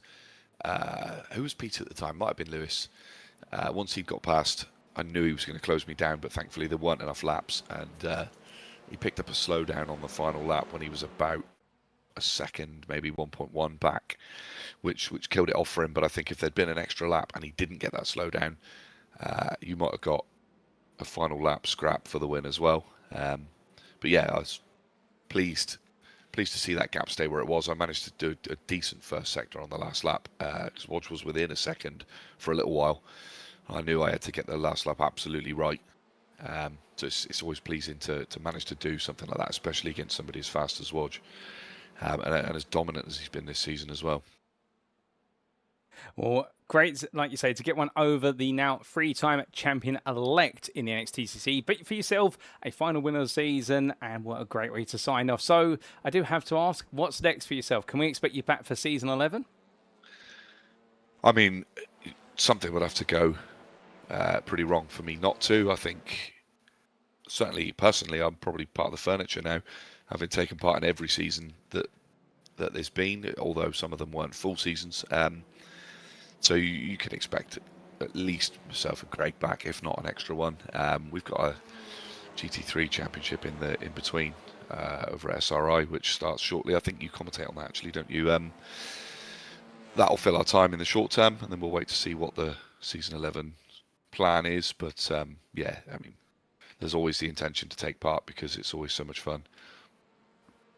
Oh, fantastic. We look forward to the pair of you, of yourself and Craig, coming back, and potentially another drive from the TSRC outfit.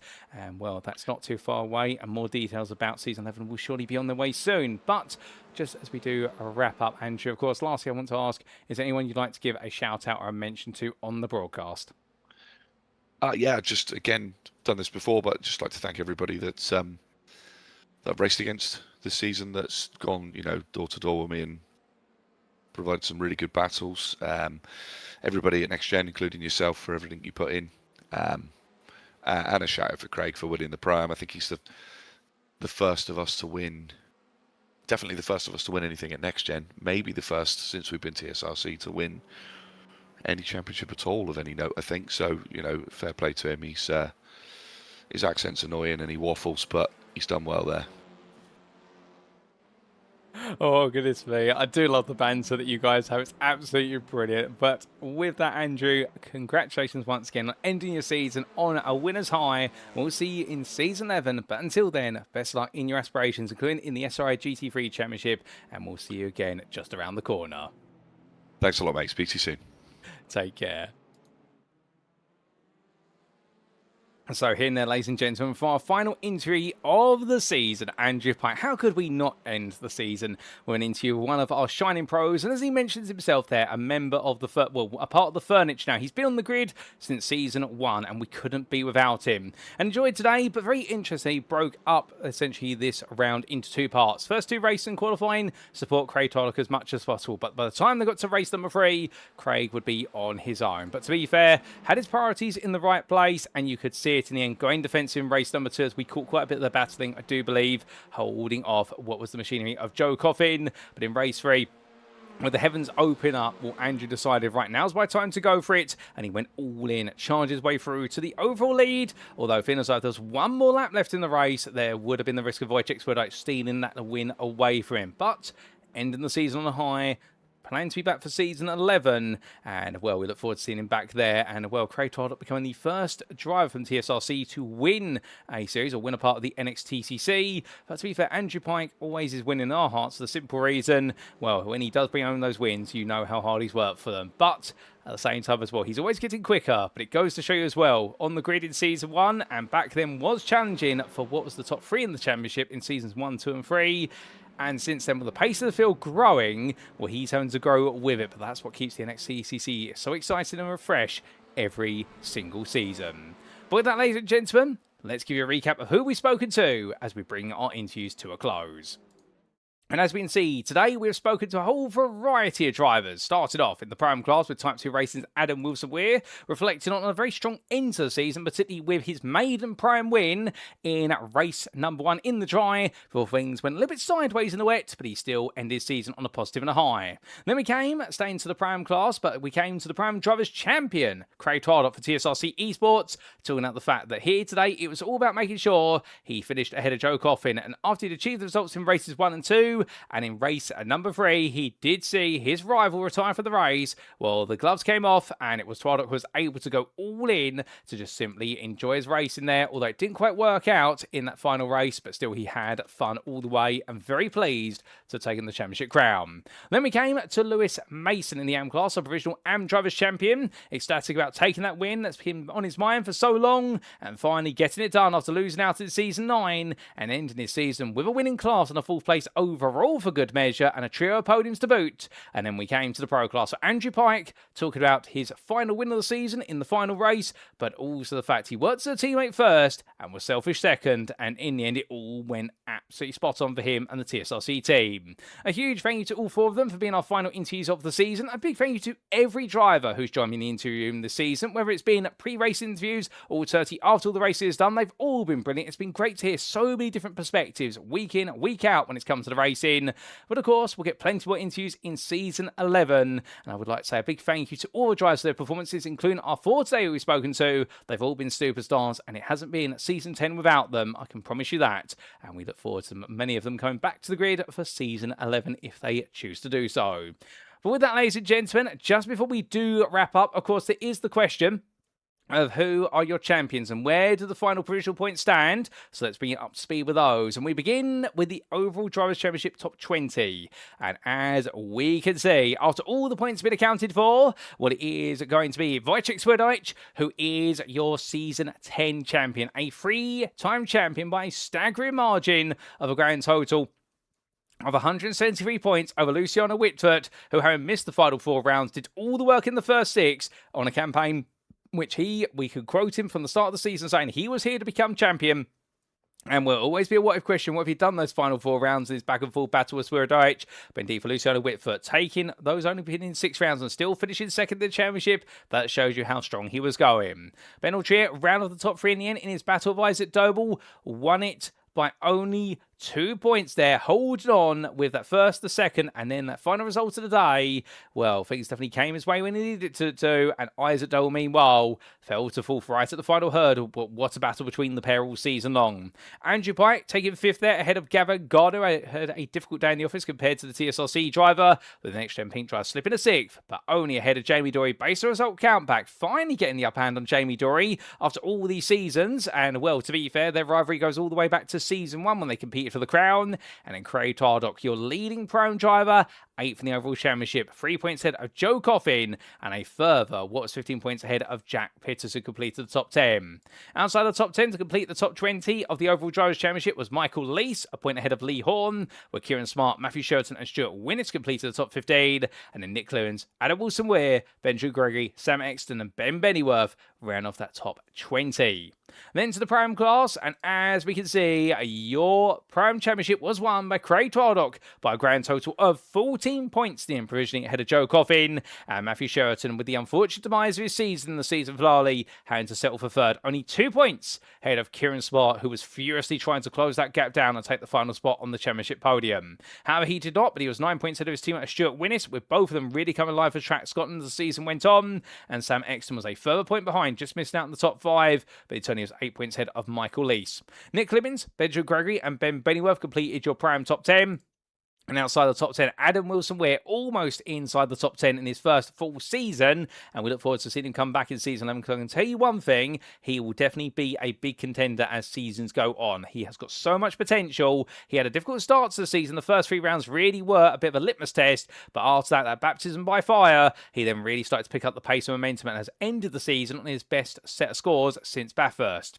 Jack Pitters, 12th there, his teammate behind. But remember, Jack joined the season midway through. We eagerly look forward to him being on the grid full time in Season 11, because if he does so, I reckon, I'm going to put it out there now, he will be one of the favourites so long as he carries on the momentum from this season. That's not putting him under pressure, but that's how strong he has been, because he has had 3 of the highest scores in the class over the 5 rounds he's competed in. That shows you his potential, and he did it again here today.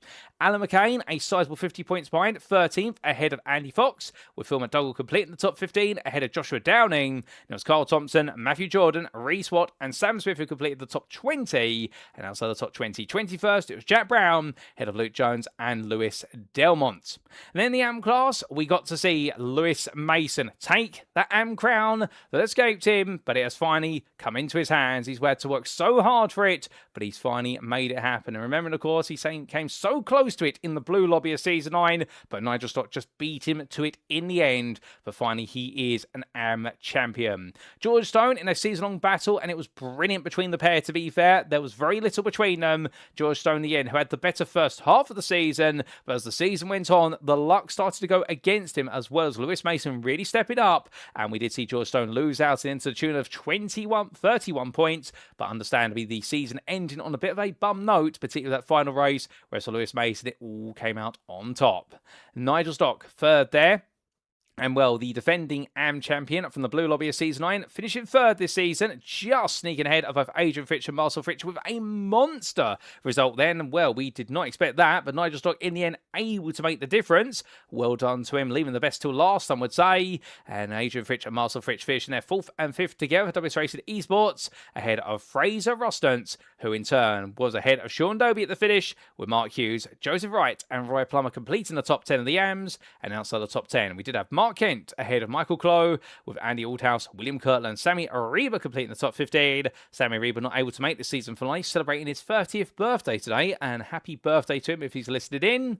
Scott Malcolm taking 16th ahead of Stephen Fry, with Mark Sykes, Gabriel Yilmaz and Philip Harris completing the top 20. And outside the top 20, it was Jack Giles with 9 points. And as for the team's championship, well, as we said earlier on today, your champions, Project 26 with Alpha Touring Challenge, and we'll come to head double the points almost. In fact, they were double the points of Full Tilt Virtual Motorsport, who finished in second and in held off NXTGEN Pink by only 5 points at the finish to take that second place. Meanwhile, in fourth, Doble Sim Racing slipping a fourth, but ahead of TSRC by a grand total of only 4 points. And there was a sizable gap there to the tune of almost 100 points to Track Scotland, who got the upper hand versus Team Big Lips at the finish.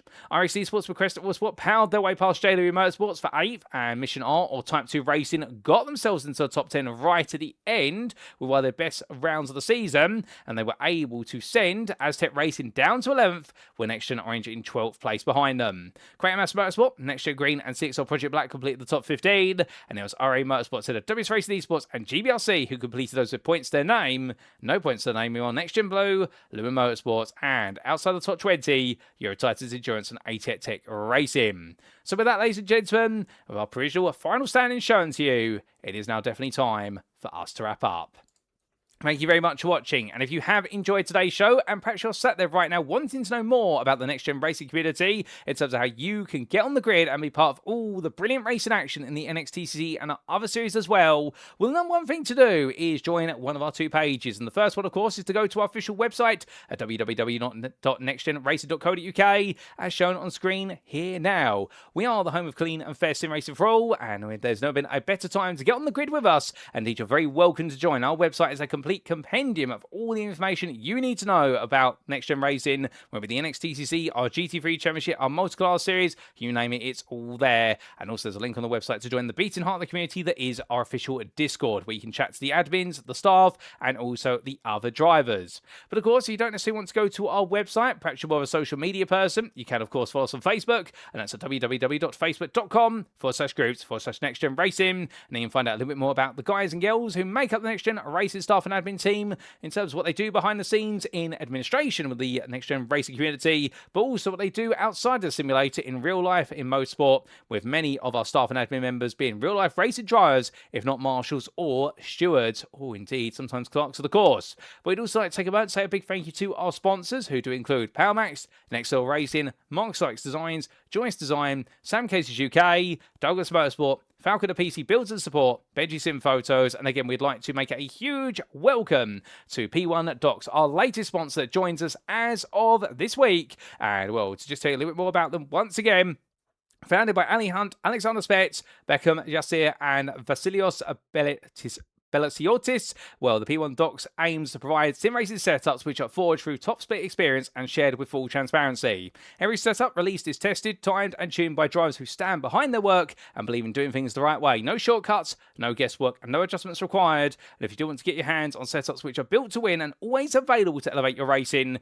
be sure to head to P1 Docs' website at p1docs.com. But of course, we also do need to give a big shout out to our title sponsor for this season, and that is Doble Motorcycles. And if you are looking to buy your next 2-wheeled machine or ATV that's powered by the power of dreams, why not consider Doble Motorcycles, home to an expansive full range of Honda motorcycles, scooters, off-road bikes, and ATVs. Doble Motorcycles is the UK's leading Honda motorcycle dealer. And well, given the fact the family's rich racing history through 3 generations, as currently embodied by Mikey Doble, and racing as part of the BTCC, also Joseph Doble, racing as part of the BMW Nanking Compact Cup, and of course, Isaac Doble, racing as part of the Virtue Mini Challenge UK, where you can be certain you'll receive excellent customer service from lights out to checker flag at Doble Motorcycles. And their website, if you want to know more, is doble.co.uk. But with that, ladies and gentlemen, well, it is now time that we bring the curtain down. Season 10 is complete, But fret not, because we shall return for Season 11. We have a date. We don't have a schedule, but we do have a date. And the race will be every 2 weeks. And we'll be back as a Tuesday, the 4th of August, 2026. So put that in your calendar. And if you're sat there right now wanting to get on the grid, make sure you join the Next Gen Racing Discord community or the Facebook group. So that way you can stay up to date with all the latest news and announcements regarding the next season of the NXTCC.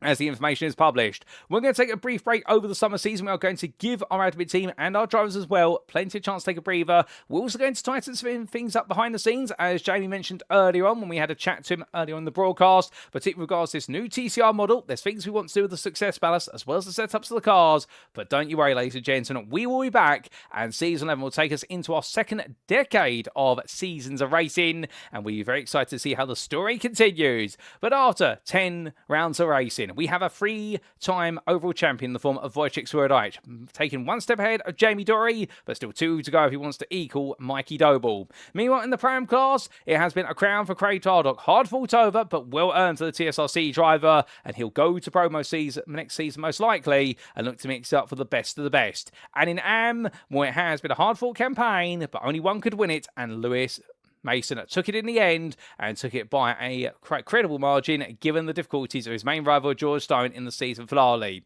And in the Teams Championship, well, it has been a crown for Project 360 Alpha Touring Challenge, taking it the earliest that any team has taken it in a long time in the season. But who exactly will our champions be next time? Well, we'll start finding out the answer to that on Tuesday the 4th of August 2026. But until then, ladies and gentlemen, you've been tuned into Season 10 of the Next Gen Racing Touring Car Championship, the NXTCC. We have been your host of Next Gen Racing, and I've been your commentator, Paul Walsh. And until next time, remember to stay safe, stay well, stay smiling. Thank you very much for tuning in, whether it's only been for one round today or for the entirety of the season. We appreciate it every step of the way. And as always, most importantly, ladies and gentlemen, remember to stay on track.